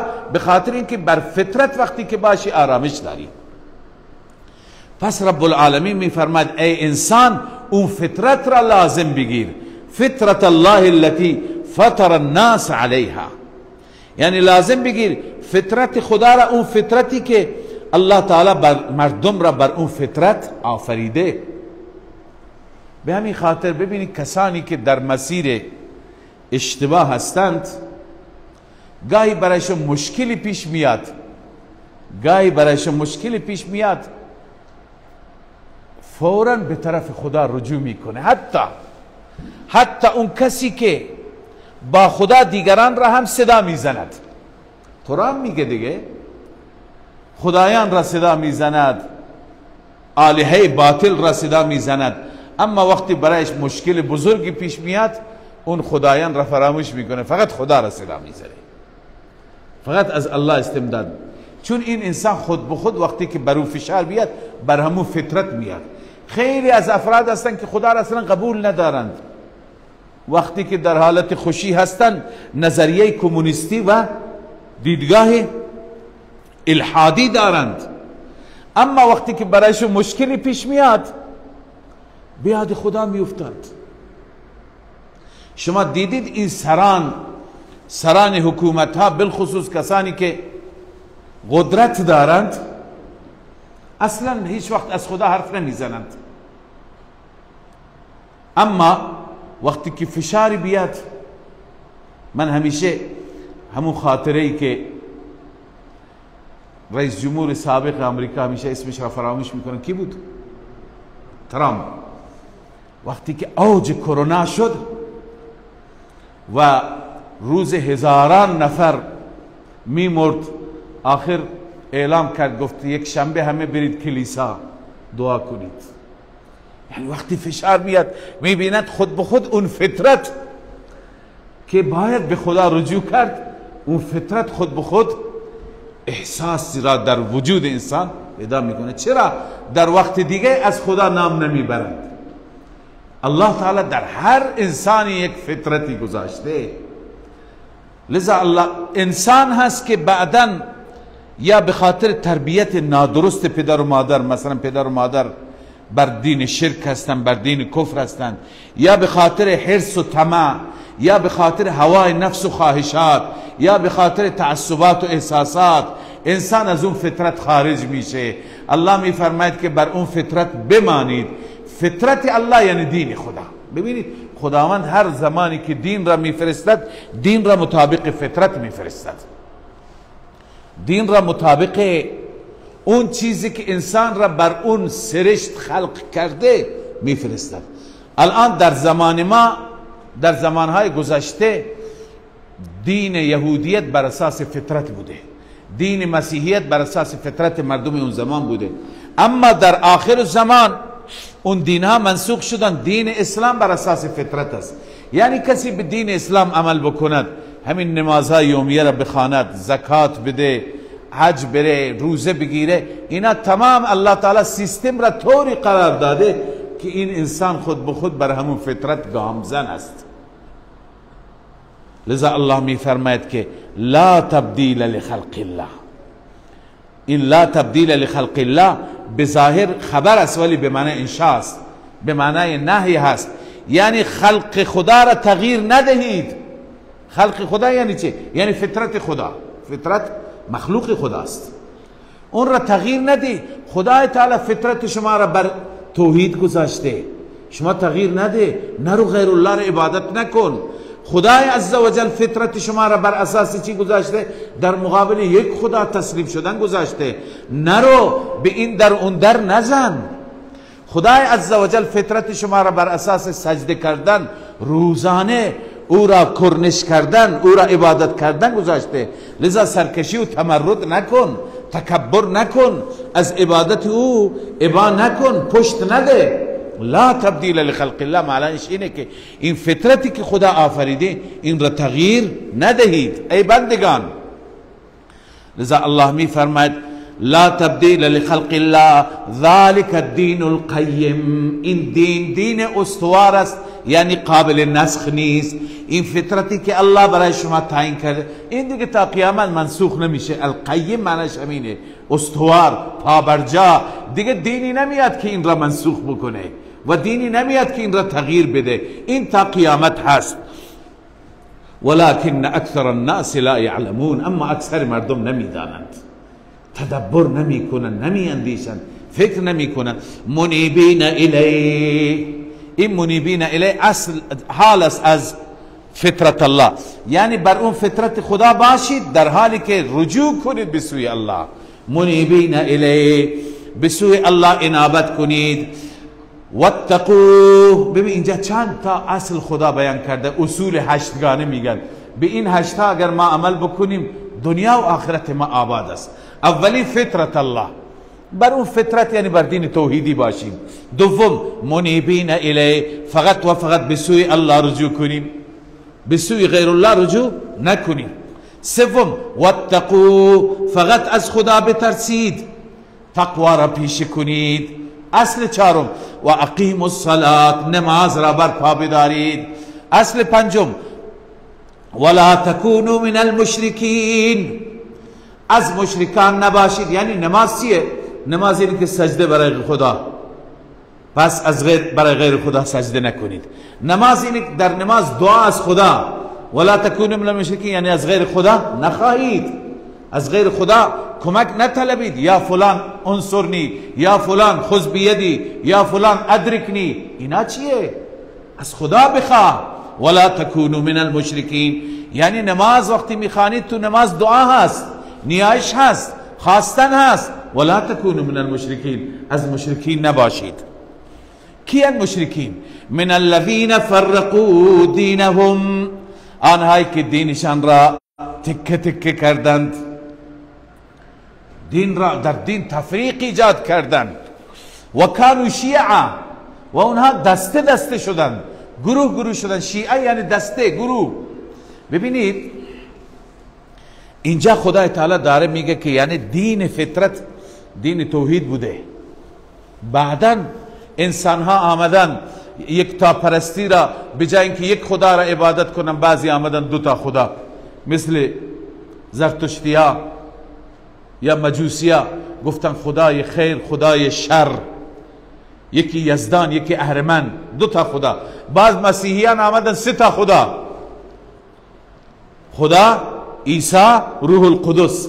بعض گروهی آمدن بیشتر خدا را، خدایان بیشتری، مثلا خدا را هم عبادت میکنه، خورشید را هم عبادت میکنه، ماه را هم عبادت میکنه، ستاره را هم عبادت میکنه، چهار تا شدن. بعضی خدایان بیشتری، مشرکین مکه 360 خدا داشتند. بعضی بیشتری مثل هندوها چندین میلیون خدا دارند. هر چیز عجیبی که ببینه میگه خداست. درخت عجیبی میگه خداست.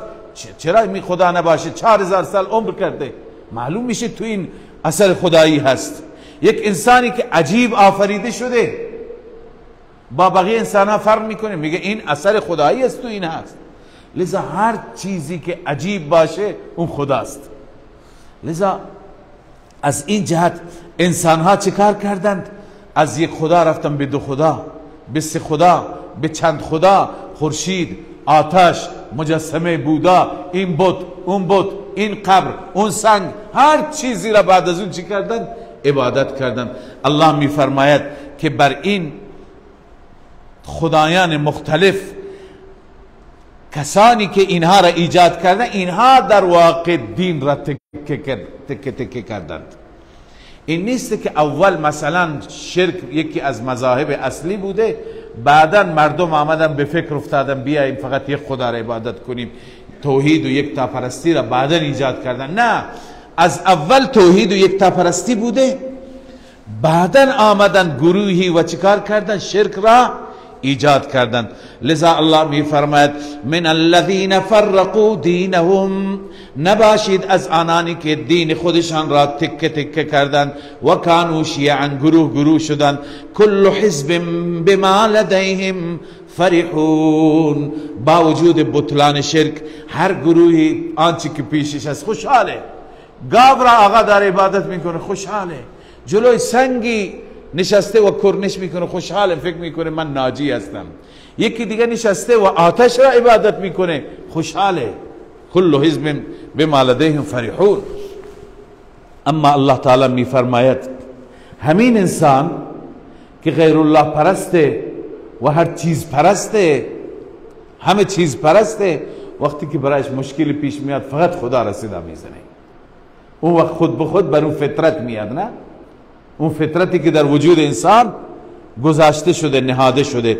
و اذا مس الناس ضر، هرگاه به انسان ها ضرری میرسد، آسیبی میرسد، دعوا ربهم، صدا میزنن ربشان را، منیبین الیه، در حالی که به سوی الله رجوع میکنند، فقط خدا را.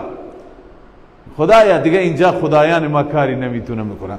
ثم اذا اذاقهم منه رحمتا، الله میفرماید سپس وقتی که میچشاند الله اونها را از جانب خودش رحمتی، اذا فریق منهم بربهم یشرکون، در این هنگام یک گروهی از آنها نسبت به ربشان دوباره شریک میگیرند، دوباره شریک میگیرند، فراموش میکنن خدا چطور نجاتشون داد.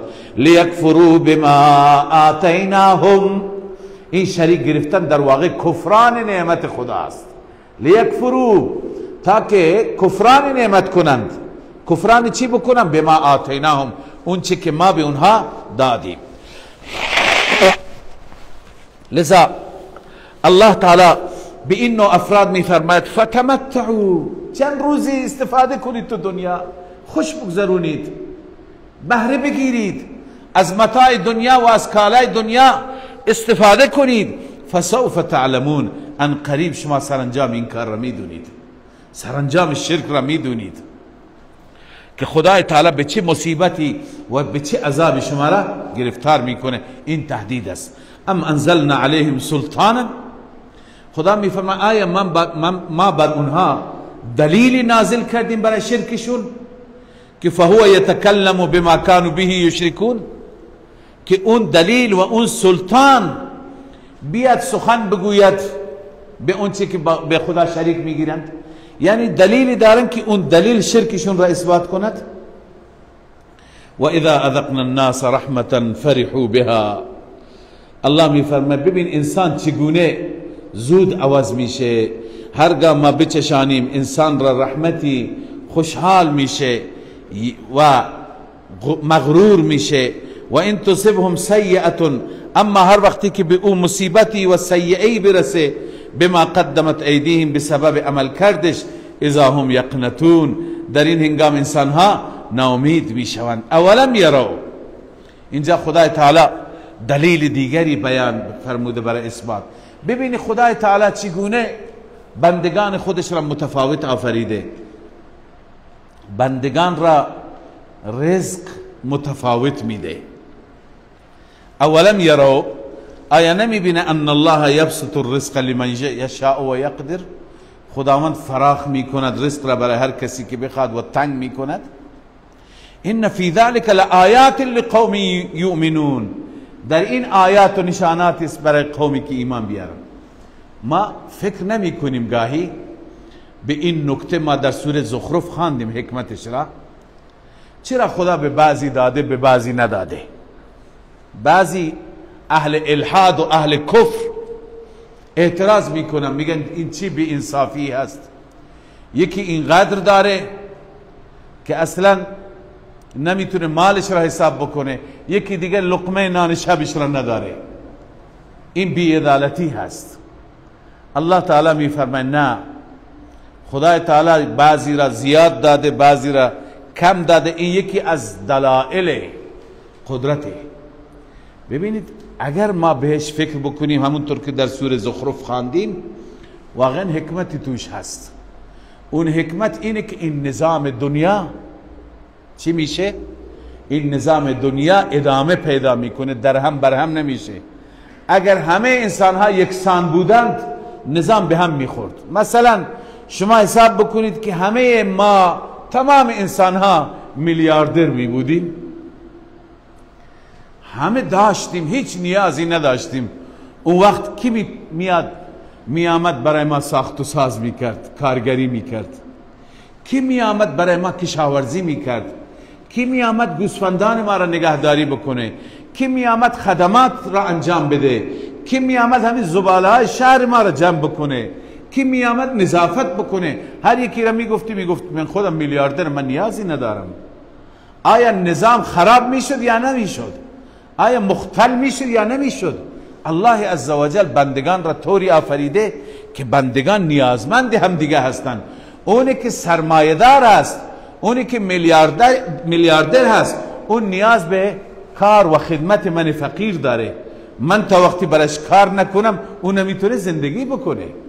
من باید برایش ساخت و ساز بکنم، من باید برایش کشاورزی بکنم، من باید برایش چوپانی بکنم، من باید برایش خدماتش را انجام بدم. اون نیاز من داره، من نیاز پول او دارم. چون ما را نیازمند هم دیگه قرار داده، ما مشکل او را حل میکنیم، او مشکل ما را حل میکنه. لذا اگر این نباشد تمام کارهای خدماتی تعطیل میشه، نمیدونم جوشکاری تعطیل میشه، نجاری تعطیل میشه، درسازی تعطیل میشه، ساخت و ساز تعطیل میشه، کارخانه ها تعطیل میشه. کی میاد دوباره تو کارخانه ها کار بکنه وقتی که همه برابر باشند؟ لذا اینکه خدای عزوجل یکی را غنی آفریده، یکی را فقیر، یکی را دارا، یکی را نادار، تو این حکمت است، تو این فلسفه است. و یکی دیگر از فلسفه هایش اینه که ما را امتحان میکنه، ما را امتحان میکنه. اونی که داره باید خرج بکنه بر اون که نداره. خدا یک حدی تعیین کرده. هزاران فلسفه و حکمت در این است که خدای تعالی انسانها را متفاوت آفریده. لذا الله می فرماید اولم یروا ان الله یبسط الرزق لمن یشاء و یقدر. آیا نمی بینند که همانا الله فراخ کرده رزق را برای کسی که بخواد و تنگ می کند. ان فی ذلک لآیات لقوم یؤمنون. همانا در این آیات است برای قومی که ایمان می آورند. فآت ذا القربى حقه. پس حالا که تو داری بده به خویشاوند حق او را بده. هر خویشاوندی حق داره. معلوم میشه غیر از زن و بچه خویشاوندانی که مستمند هستند هم بر ما حق دارند. اینجا خدا میفرماید حقش را بده. والمسکین، و همچنین به مسکین حقش را بده. و ابن السبیل، به مسافر حقش را بده. یکی از حکمت هایی که یکی داره یکی نداره همین امتحان است، همین آزمایش هست.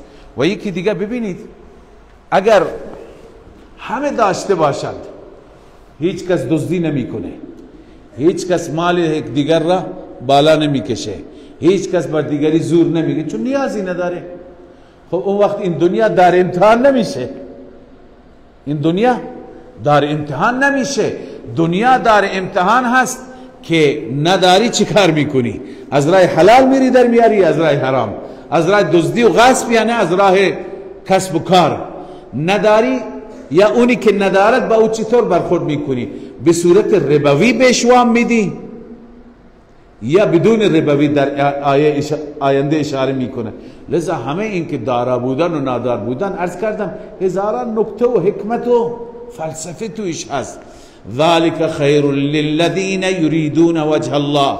این بهتر است برای اونهایی که اراده دارن رضای خدا را. و اولئک هم المفلحون، اینها رستگاران هستند. و ما آتیتم من ربا، الله می فرماید اون چی که شما می دهید از ربا، ربا یعنی می دهید به صورت ربا، علا ربا، من به معنی علا هست، به صورت ربا می دهید به مردم. لیربو فی اموال الناس، تا مال مردم اضافه بشه. فلا یربو عند الله، نزد خدا این اضافه نمیشه. یعنی انسان اگر به کسی بده به صورت ربوی بده، مالش اضافه نمیشه، دلش خوشه، به طرف میگه من بهت 100 میلیون وام میدم ولی 3 ماه دیگه 150 میلیون ازت میگیرم. دلش خوشه که 150 اضافه شد، اضافه نشده. این 50 رو خدا نابود میکنه، نه اینکه 50 رو نابود میکنه، 100ش رو هم خدا نابود میکنه. فلا یربو عند الله و ما آتیتم من زکات تریدون وجه الله. اون چه که شما دادید از زکات، یعنی به صورت پاکی مالتون صدقه دادید، زکات دادید، اراده رضای خدا کردید، فاولئک هم المضعفون، این چند برابر میشه. این خدا وعده کرده. شما ببینید کسانی که صدقه میدهند از صدقه دادن مالشون کم نمیشه. بعضی افراد را ما میشنویم خیلی سخی هستند، چون میدن، به همه میدن، به خویشاوندش میده، به فقیر میده، به یتیم میده. شما دیدید که مالش کم بشه؟ روز به روز مالش بیشتر میشه. لذا الله میفرماید فاولئک هم المضعفون، اینها کسانی هستند که چند برابر میشه مالشون، برکت میاد تو مال اینها. ببینید پس معلوم میشه که کسی به کسی پولی میده، مالی میده، باید به قصد رضای خدا بده. سیدنا علی رضی الله تعالی عنه میگوید که اگر کسی مالی به کسی میده از 3 حال خالی نیست. یک لوجه الله، همونطور که در اینجا گفته، برای رضای خدا. این برایش چی هست؟ برایش چند برابر میشه، برایش مضاعف میشه، برایش اجره. دوم به کسی میده به خاطر ریا میده، تعریف مردم میده، این برایش بلای میشه، وبای میشه، هیچ ثوابی برایش نداره. شما در سوره بقره خواندید. سوم کسی به کسی چیزی میده به نیت عوض میده، من میدم تا اون هم به من بده. این جایز است، نه ثوابی داره نه هیچ. به کسی هدیه میدی، هدفت اینه که من اینو میدم فردا اونم به من یک چیزی بده. این وقتی که به نیت عوض میده، پس عرض کنم که ثوابی نداره. البته مستحسن اینه، مستحب اینه، بهتر اینه اون کسی که بهش هدیه داده میشه اون هم سعی بکنه عوض هدیه به او بده. رسول الله صلی الله علیه وسلم کسی بهش هدیه میداد، هدیه را قبول میکرد. کان رسول الله صلی الله علیه وسلم یقبل الهدیه و یصیب علیه، بعض عوضش را هم میداد، سعی میکرد به اون طرف هم یک چیزی بده. لذا پس تنها اونی که به درد میخوره اونی که لوجه الله باشه، برای رضای خدا، نه انتظار عوض داشته باش، نه انتظار تعریف داشته باش، نه انتظار خدمت اون طرف را داشته باش، فقط خدا راضی باشه بس. الله الذي خلقكم، اینجا خداوند عزوجل دلیل دیگری را بر توحید بیان فرمود. الله اون ذاتی هست که شما را آفرید، ثم رزقكم، سپس الله تعالی شما را رزق داد، ثم یمیتکم، سپس شما را میراند، موت میده، ثم یحییکم، دوباره حیات و زندگی میده. آیا از این خدایانی که شما عبادت میکنید فریاد میزنید یا فلان یا فلان یا فلان، کسی هست که این کار را بکند؟ آیا کسی هست از اینها خالق شما باشد؟ کسی هست که موت شما به دست او باشد؟ کسی هست که بعد از موت شما را زنده بکند؟ وقتی که نیست چرا غیر خدا را فریاد میزنی؟ چرا غیر خدا را صدا میزنی؟ چرا برای غیر خدا گوسفند میکشی؟ الله میفرماید الله الذی خلقکم، الله آن ذاتی هست که شما را آفرید، ثم رزقکم، بعد از آفریدن رزق به شما داد، ثم یمیتکم، بعد از اون شما را میراند، ثم یحییکم، بعد از اون شما را حیات میده. هل من شرکائکم من یفعل من ذلکم من شیء، آیا از شریکانی که شما اونها را عبادت میکنید و آنها را شریک خدا میدانید، من یفعل من ذلکم من شیء، آیا کسی هست که انجام بده از این کارها چیزی را؟ قطعا نیست. سبحانه، یعنی الله از چنین شریکی پاک است. لذا در این صورت 3 چیز خواندیم: 1 خالق فقط الله است، 2 رازق فقط الله است، 3 موت و حیات هم به دست الله است. اینها باعث میشه که انسان فقط خدا را عبادت بکنه. اگر غیر خدا کسی هست که هم خالق باشه، هم رازق باشه، هم موت و حیات دستش باشه، از پیامبران، از فرشتگان، از جن، از انس، از اولیاء، از ائمه، پس اون را عبادت کنید.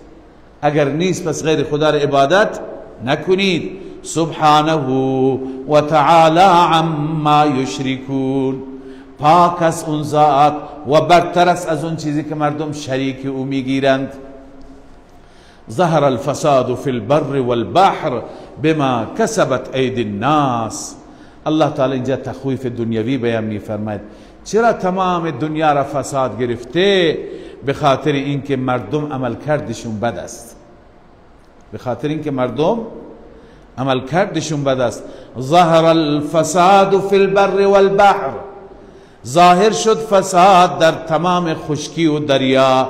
هر جا میبینی فساد، هر جا فتنه، هر جا مصیبت. چرا؟ بما کسبت ایدی الناس، به سبب کسب دست مردم، یعنی اعمال کفریه و شرکیه مردم سبب فساد شده. لیذیقهم بعض الذی عملوا لعلهم یرجعون. خدا همه جا گرفتاری آورده تا بچشاند به مردم بعضی اون کارهایی که عمل کردن، یعنی نتیجه کارهایشون را که عمل کردن، نتیجه اونها را بچشاند. چرا خدا در این دنیا میچشاند؟ چرا در این دنیا خدا گوشمالی میده؟ چرا عذاب میده بندگان خودش را؟ خدا مهربانه. لعلهم یرجعون، تا برگردن به سوی خدا. ببینید عذاب دنیا به خاطر بازگشت. اگر کسی برایش مصیبتی میاد، هدف خدا اینه که برگرده به طرف من، دیگه به عذاب همیشگی آخرت گرفتار نشه. پس چه بسا مشکلات در دنیا برای ما خیر هست، برای ما نفع هست. و حال الله تعالی دعوت میده، میفرماید که شما برین بگردید که احوال دیگران چطوره. اونایی که خدا را نافرمانی کردند خدا مؤاخذهشون کرد، اونایی که شرک کردند، اونایی که با خدا دیگران را عبادت کردند، برید وضعیت اونها را ببینید. همین مشرکین مکه در بدر خدا چطور در هم برهمشون کرد، کمرشون را شکست. فرعون را ببین خدا چطور غرقش کرد. قوم عاد را ببین خدا چطور طوفان برش آورد. قوم ثمود را ببین خدا چطور با یک صیحه و با یک جیغ جبرائیل جگرشون را پاره کرد. لذا الله می فرماید اینا همه آثارشون هست. هر کسی بره، هنوز جنازه فرعون است، برو ببین عبرت بگیر. قل سیروا فی الارض، بگو سیر کنید در زمین. فانظروا، ببینید کیف کان عاقبت الذین من قبل، چگونه هست انجام کسانی که قبل از اینها بودند. مشکل اونها چی بود؟ الله می فرماید کان اکثرهم مشرکین، اکثر اونها مشرک بودند. چون که مشرک بودند الله به عذاب گرفتارشون کرد. لذا تو ای انسان چیکار کن؟ فاقم وجهك للدین القیم، تو راست بکن چهرهت را برای دین استوار، برای دین توحید. یعنی تو خالصتا برای خدا باش. تو مثل اونها شرک نکن، تو مثل اونها غیر الله را نه سجده کن، نه کرنش کن، نه دعا کن از غیر الله بخواه، نه برای غیر الله نظر و نیاز کن. همه عبادت ها را برای خدا انجام بده. فاقم وجهك للدین القیم من قبل ان یأتی، الله می فرماید قبل از این که بیاید اون روز سخت بیاید، قبل از اون تو خدا را عبادت کن. من قبل ان یأتی یوم لا مرد له من الله، قبل از این که بیاید اون روزی که بازگشتی نیست از اون روز از طرف خدا. از اون روز انسان برگرده به دنیا دیگه بازگشتی نیست. هرچی انسان زاری میکنه خدایا یک فرصتی دیگه به من بده، یک بار دیگه من به دنیا ببر، ببین من چطور تو را عبادت میکنم، ببین چطور از شرک بیزار میشم. الله میگه نه دیر شده. لذا خدا اینجا در قرآن میگه که ما قبل از اینکه به اون روز برسیم همینجا تجدید نظر بکنیم. من قبل ان یأتی یوم لا مرد له من الله، قبل از اینکه بیاید روزی که بازگشتی برای اون روز نیست از جانب الله. یومئذ یصدعون، در اون روز مردم متفرق میشن، دسته دسته میشن. دسته به جهنم برده میشه، دسته به سوی بر اعراف قرار میگیرند، دسته به بهشت برده میشوند. اینا چه گروه هایی هستند؟ الله میفرماید و من کفر فعلیه کفر، هر کسی کفر کند بر اوست و بال کفرش. و من عمل صالحا، هر کسی عمل صالح انجام بده، فلانفسهم یمهدون، یعنی برای خودشون آمادگی میکنند. لام انتفاس برای نفس، برای نفع نفسش، برای نفع خودش اون داره آمادگی میکنه. لیجزی الذین، این لام عاقبت. الله میفرماید عاقبت و انجام این میشه که الله جزای نیک میده کسانی را که ایمان آوردن و عمل صالح انجام دادن از فضلش. ببینید ایمان داری، عمل صالح انجام دادی، اما خدا جزای نیک میده تو را از فضل خودش. اگر تو بگی من 50 سال سجده کردم، 500 سال عبادت کردم، این 500 سال عبادت در مقابل یک چشمی که خدا بهت داده هم چیزی نیست. هرچی ما عبادت میکنیم وظیفه ماست. خدا بهشت را در مقابل این عبادت ما نمیده، این عبادت حق خداست. بهشت را به ما میده انشاءالله من فضله، از فضل خودش. به همین خاطر رسول الله صلی الله علیه وسلم فرمود از خداوند فضلش را بطلبید، از خداوند لطف و فضلش را بخواهید. لذا تا که جزای نیک میده الله کسانی را که ایمان آوردند و عمل صالح انجام دادند، نه در مقابل این ایمان و عمل صالح، این که وظیفش بوده، حقش بوده، من فضله، از فضل خودش. انه لا يحب الكافرین، همانا الله دوست ندارد کافرین را، کسانی که ایمان نیاورند، کسانی که عمل صالح انجام ندهند. و من آیاته ان یرسل الرياح مبشرات لیذیقکم من رحمته. دلیل دیگری در این سوره، عرض کردم همش دلایل عقلی هست، دلیل دیگری بر اثبات توحید و قدرت خدا. الله می فرماید از آیات پروردگار این هست ان یرسل الرياح، بادها را می فرستد، مبشرات، این بادها مژده دهنده هستند. باد میوزد، نسیمی میوزد، مژده میده. چرا مژده میده؟ پشت سرش ابر را داره میاره، باران را میاره. لیذیقکم من رحمته، تا که الله به شما بچشاند رحمت خودش را، رحمت را بباراند. ولتجری الفلک بامره، تا اینکه کشتی به امر خدا جاری بشه تو دریا. ولتبتغوا من فضله، تا که شما فضل خدا را بطلبید. ولعلکم تشکرون، تا که شما بنده شاکر باشید. ببینید این باد که میوزد چندین فایده داره. این باد که میوزد فوایدش هم در خشکی هست، هم در دریا است، هم در بر، هم در بحر. چندین فواید باد که اینجا ذکر نشده. خدای عزوجل اون درشت ها را ذکر میکنه، این ریزها را و کوچک ها را ذکر نمیکنه.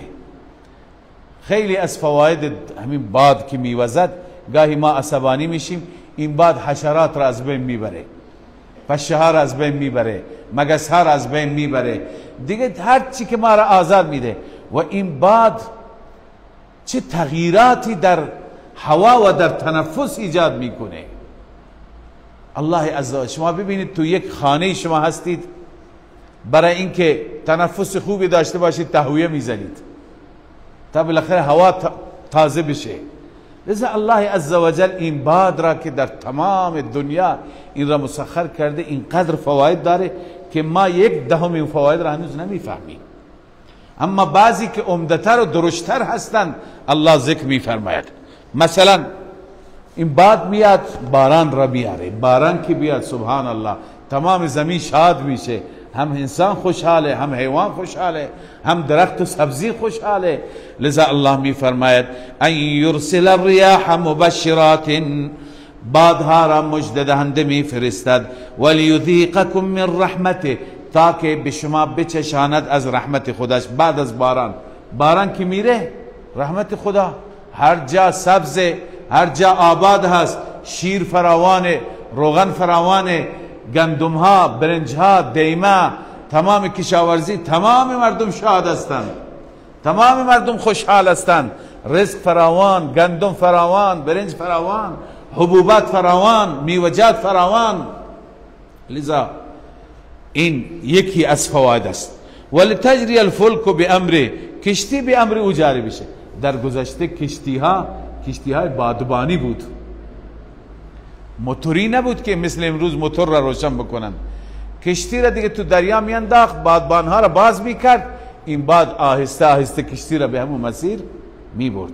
امروز هم باد تو دریا وقتی که آرام میوزد به همون جهت موافق کشتی ولو اینکه با موتور میره کشتی را راحت میبره. اما اگر فرض کنیم باد برعکس بوزد قدرت کشتی کاسته میشه، یا گاهی زیاد بوزد موج میاد کشتی را از بین میبره. هنوز هم ولو اینکه بادبانی نیست هنوز هم برای اهل دریا این باد کله خیر و منافع داره. ولتبتغوا من فضله، تا که از فضل پروردگار در دریا بطلبی. ببینید تمام درآمدها، بیشتر درآمدها تو دریاست. عرض کنم که تو دریا کشتی ها مسافر کشی میکنن، بار تمام حمل و نقل بین المللی به وسیله کشتی هاست. تمام کاروبار دنیا بیشتر در دریاها انجام میگیره. هر کشوری که دریا داره ثروتمنده. لذا لتبتغوا من فضله، فضل خدا رو بطلبید. همه اینها را خدا میده ولعلکم تشکرون، تا که شما بنده شاکری باشید، ناشاکر نباشید. شاکر بودن اینه که فقط در مقابل الله طاعت و عبادت داشته باشید. ولقد ارسلنا من قبلك رسلا الى قومهم فجاءوهم بالبينات. الله تعالی اینجا بشارت بیان میفرماید برای مؤمنین و تخویف برای مشرکین. الله میفرماید ما قبل از شما ای محمد صلی الله علیه وسلم رسولی را فرستادیم، پیامبرانی را فرستادیم، الى قومهم، بسوی قومشان، فجاءوهم بالبینات، این رسول پیش اونها با دلائل آمدند، با معجزات آمدند، از پیش خدا پیام آوردند. اما گروهی کفر کرد، گروهی راه شرک را پیش گرفت، گفت نه ما خدایان خودمون را ترک نمی کنیم. الله می فرماید فانتقمنا من الذين اجرموا، ما انتقام گرفتیم از مجرمین، از کسانی که جرم کردن، شرک کردن. و کان حقا علینا نصر المؤمنین، حق است بر ما حق است. این حق وجوبی نیست، بنویسید تفضلا، خدا فضل می فرماید، بر عهده خودش قرار داده نصر المؤمنین، نصرت مؤمنان را، که خدا مؤمنان را یاری می کند. باز هم همون دلایل گذشته، دلیل بعد به صورت کامل تر. الله الذي يرسل الرياح، الله آن ذاتی است که بادها را می فرستد، فتثیر سحابا، این بادها تحریک می کنه ابرها را، فیبسطه فی السماء، اینا را پهن می کند در آسمان، کیف یشاء، به همان صورتی که الله می خواد، و یجعله کسفا، این ابرها را تکه تکه می کند. یک بخشی از ابرها بره مشرق زمین، یکی بره مغرب، این طرف هم خدا میخواد باران بده، شمال هم میخواد باران بده، لذا اینها را تقسیم میکند. فیبسطه فی السماء و یجعله کسفا، الله اونها را تکه تکه میکند، یعنی بخش بخش میکند. فتر الودق یخرج من خلاله، میبینی قطره باران را که خارج میشه از وسط ابرها. فاذا اصاب به من یشاء من عباده، هر وقتی که برساند اون را به هر یکی از بندگانش، اذا هم یستبشرون، در این هنگام میبینی انسانها خوشحال میشن، شاد میشن. و این کانوا من قبل، گرچه بودن قبل از اینکه باران بیاد، من قبل ان ینزل علیهم، قبل از اینکه باران نازل بشه، لمبلسین، قبل از این ناامید بودند، قبلا ناامید بودند. یهو باران آمد، تمام جا باران شد، یک شب و یک روز باران شد، 7 شب و 7 روز باران شد. چقدر انسان ها خوشحال میشن. لذا الله میفرماید بعد از این که باران میدم، آثار رحمت من را برو زمین ببین. همین زمین خشکیده را احساس میکنی یک چمن سبز شده، یک فرش سبزی پهن کردن، همه جا آباده، همه جا سرسبز و شادابه. الله میفرماید فانظر الى آثار رحمت الله، ببین آثار رحمت الله را، کیف یحیی الارض بعد موتها، چگونه زنده کرد، زنده میکنه زمین را بعد از مردنش. الله می فرماید همون ذاتی که این زمین را زنده می کند، ان ذلک لمحیی الموتی، همین ذات زنده می کند مرده ها را. یعنی قیاس بکن، درک بکنه انسان، این زمین مرده را کی زنده کرد؟ تا یک ماه پیش اصلا یک بوته نمیدیدی تو زمین، یک سبزی نمیدیدی. الان که باران آمده همه جا سبز شده. کی بود این زمین را زنده کرد؟ این زمین را الله میتونه زنده بکنه. انسان مرده را نمیتونه زنده بکنه؟ قطعا زنده میکنه. و هو علی کل شیء قدیر، زنده کردن به جای خود الله به هر چیزی قادر هست، به هر چیزی تواناست. ولئن ارسلنا ریحا فرأوه مصفرا لظلوا من بعده یکفرون. الله میفرماید ببینید گاهی سبزی هست، نه باغ هست، کشت هست، خدا بادی میفرسته، اون باد اولی نیست، این باد ویرانگر است، باد خراب کننده هست. اون سبزه را زرد میکنه، اون درخت سبز را خشک میکنه. بعد انسان ها ناامید میشن، ناشاکری میکنند. خدا هر چی میتونه بکنه. لذا الله میفرماید ولئن ارسلنا ریحا، اگر ما بفرستیم بادی را، فرأوه مصفرا، او را زرد ببینند، یعنی تمام سبزیجاتش را، لظلوا من بعده یکفرون، میگردن بعد از اون کفران میکنند، ناسپاسی میکنند. لذا الله میفرماید، اینجا تسلی برای پیغمبر است. شما در این سوره تقریبا 12 تا دلیل عقلی خواندید، 12 تا دلیل که این هر یکی از این دلایل برای تفهیم مسئله توحید کافی است. این دلایل بیان میشد، بعضا مشرکین حالیشون نمیشد، بعضا دست از خدایانشون بر نمی داشتند. این مسئله رسول الله صلی الله علیه وسلم را بسیار غمگین میکرد، بسیار ناراحت میکرد، جوش میزد آن حضرت. الله تعالی در اینجا تسلی میده پیغمبرش را که ای حبیب من، ای پیامبر من، این کفار مثل مرده ها هستند. قبلا هم خدمت شما عرض کردم خدای تعالی کفار را به مرده تشبیه داده و مؤمنین را به زنده تشبیه داده. کسی که ایمان داره مثل کسی است که زنده هست، کسی که ایمان نداره مثل کسی است که مرده هست.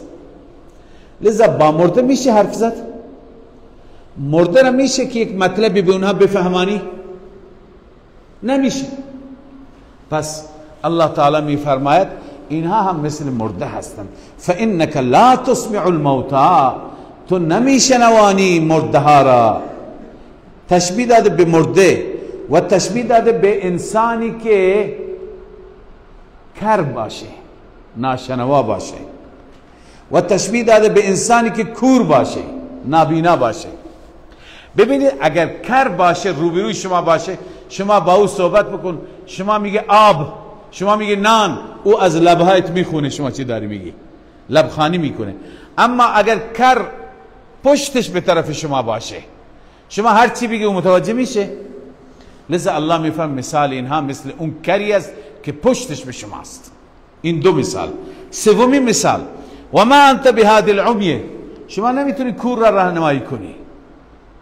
کوری هست میگه که چطور برم، شما میگه اون میله را میبینی، اون کور را میبینی، اون نمیبینه. میتونی راهنماییش بکنی؟ نمیتونی. پس الله تعالی این کفار را تشبیه داده به این ستا، هم به مرده، هم به کر، هم به کور. خب قبلا همین بحث سماع موتی را ضمنی هست اینجا، گرچه آیه برای این نیامده.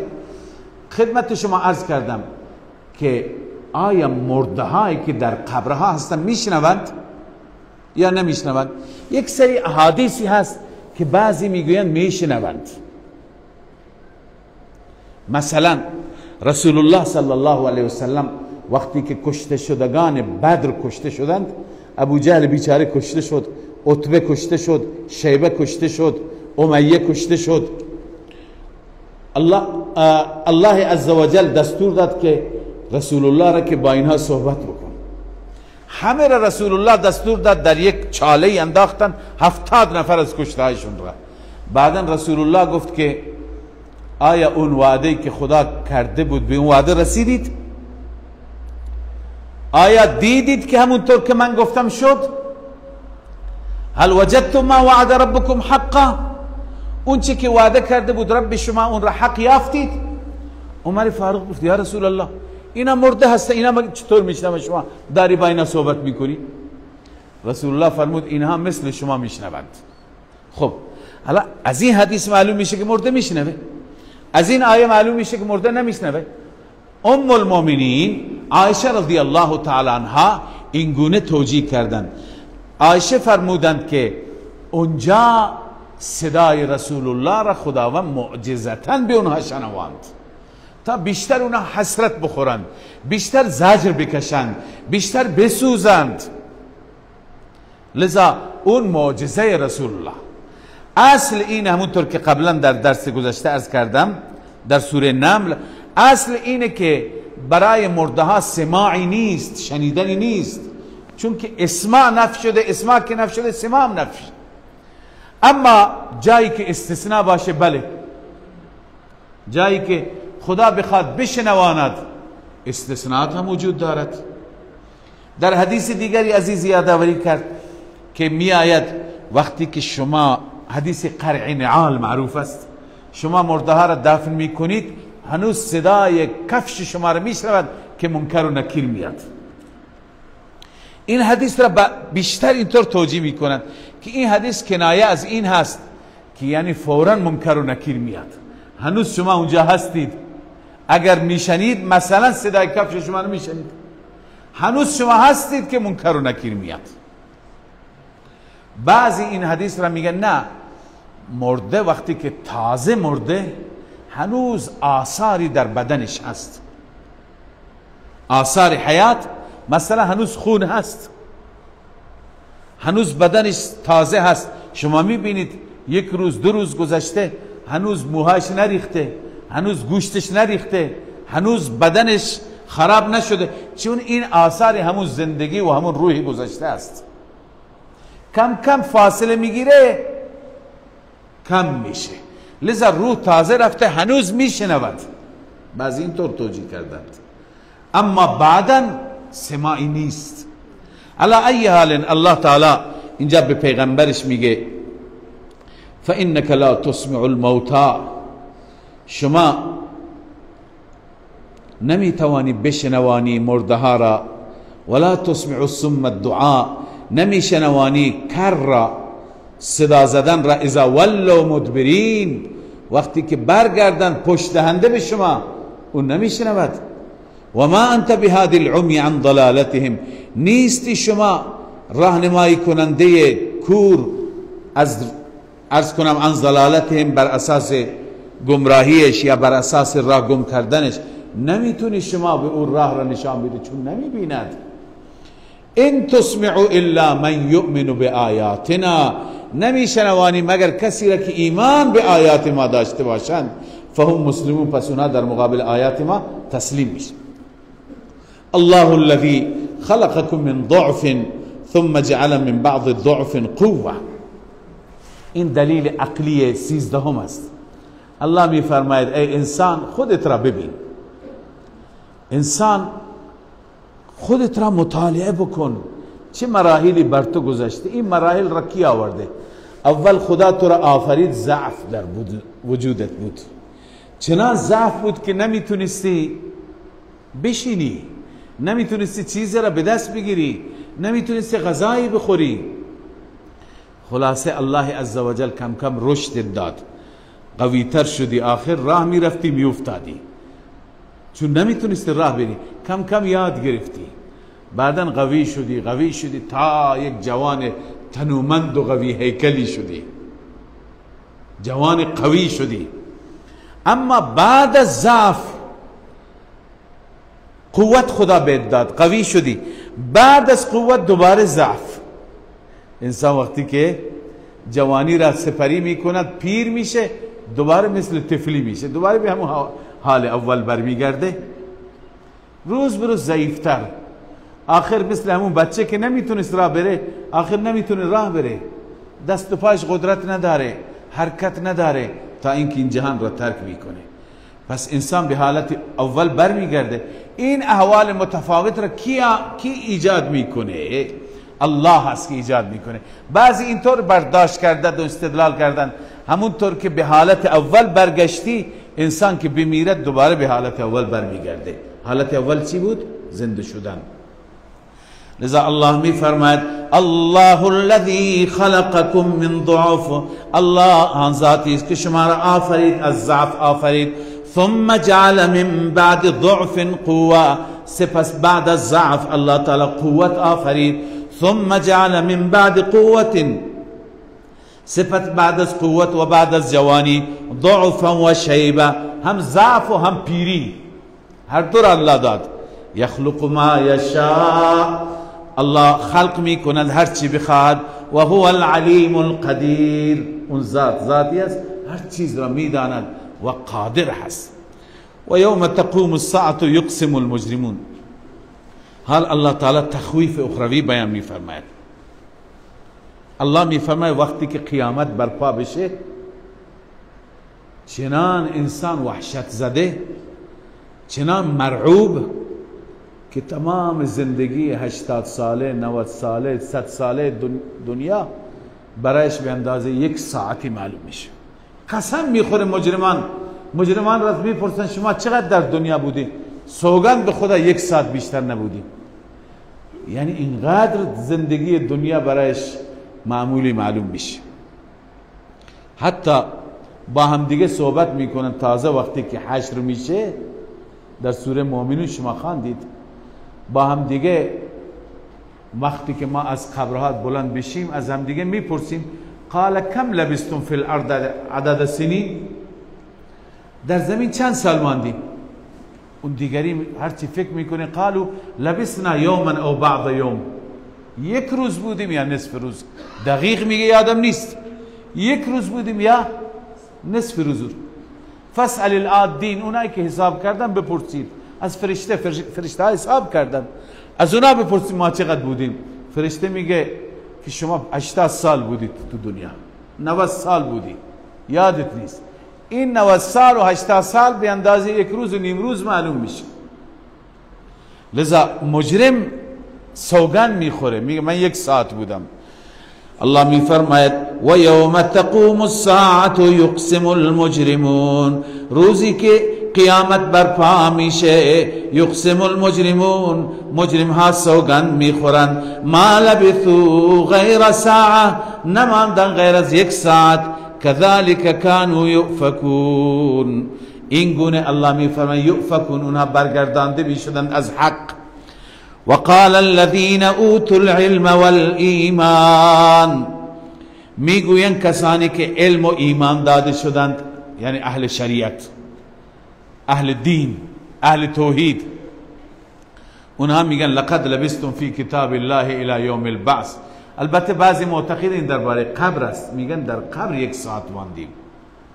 اونها میگن که شما در کتاب خدا، یعنی طبق تقدیر الهی، در قبر و برزخ ماندید الى یوم البعث، تا روز زنده شدن.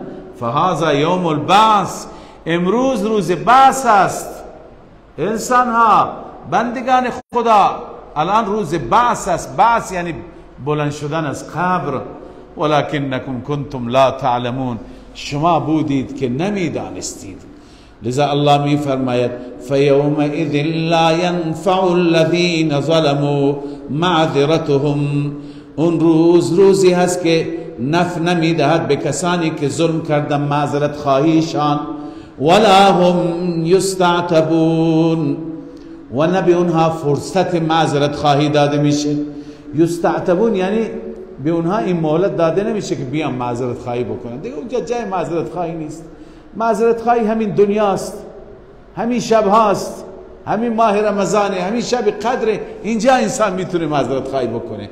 اونجا الله میفرماید ولا هم یستعتبون، یعنی به اونها فرصت معذرت خواهی داده نمیشه.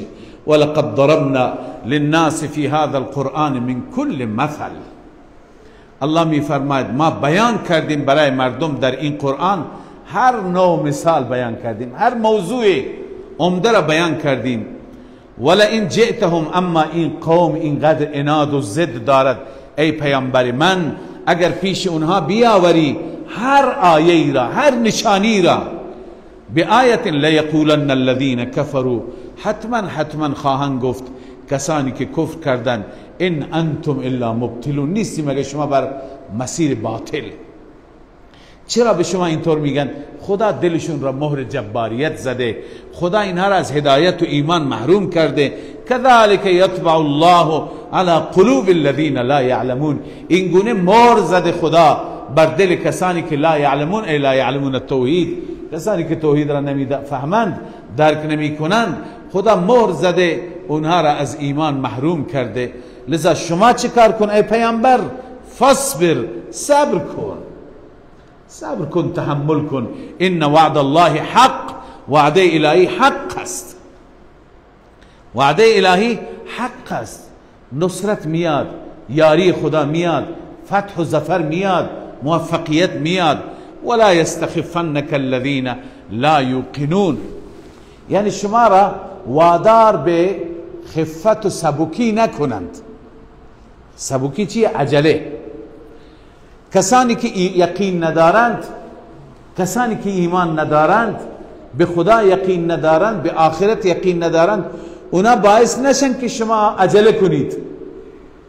عجله در چی؟ بعضی گفتند عجله فی الدعاء علیهم بالعذاب، که خدا اینها را عذاب بده. نه، اینطور عجله نکن، صبر کن. بعضی گفتند عجله یعنی داد و فریاد کردن، بی صبری کردن. صبر کن، تو نهضت خودت را ادامه بده، تبلیغ خودت را ادامه بده و روز به روز بیشتر بفهمان اونی که ایمان مقدرش باشه، اونی که هدایت در تقدیرش باشه، خدا اون هدایت میکنه به وسیله شما. پس شما را سبک نکند، یعنی تعجیل به تعجیل وادار نکند کسانی که لا یوقنون، یقین ندارند.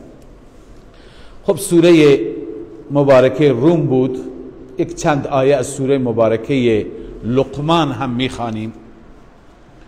سوره لقمان هم از سوره های مکی هست.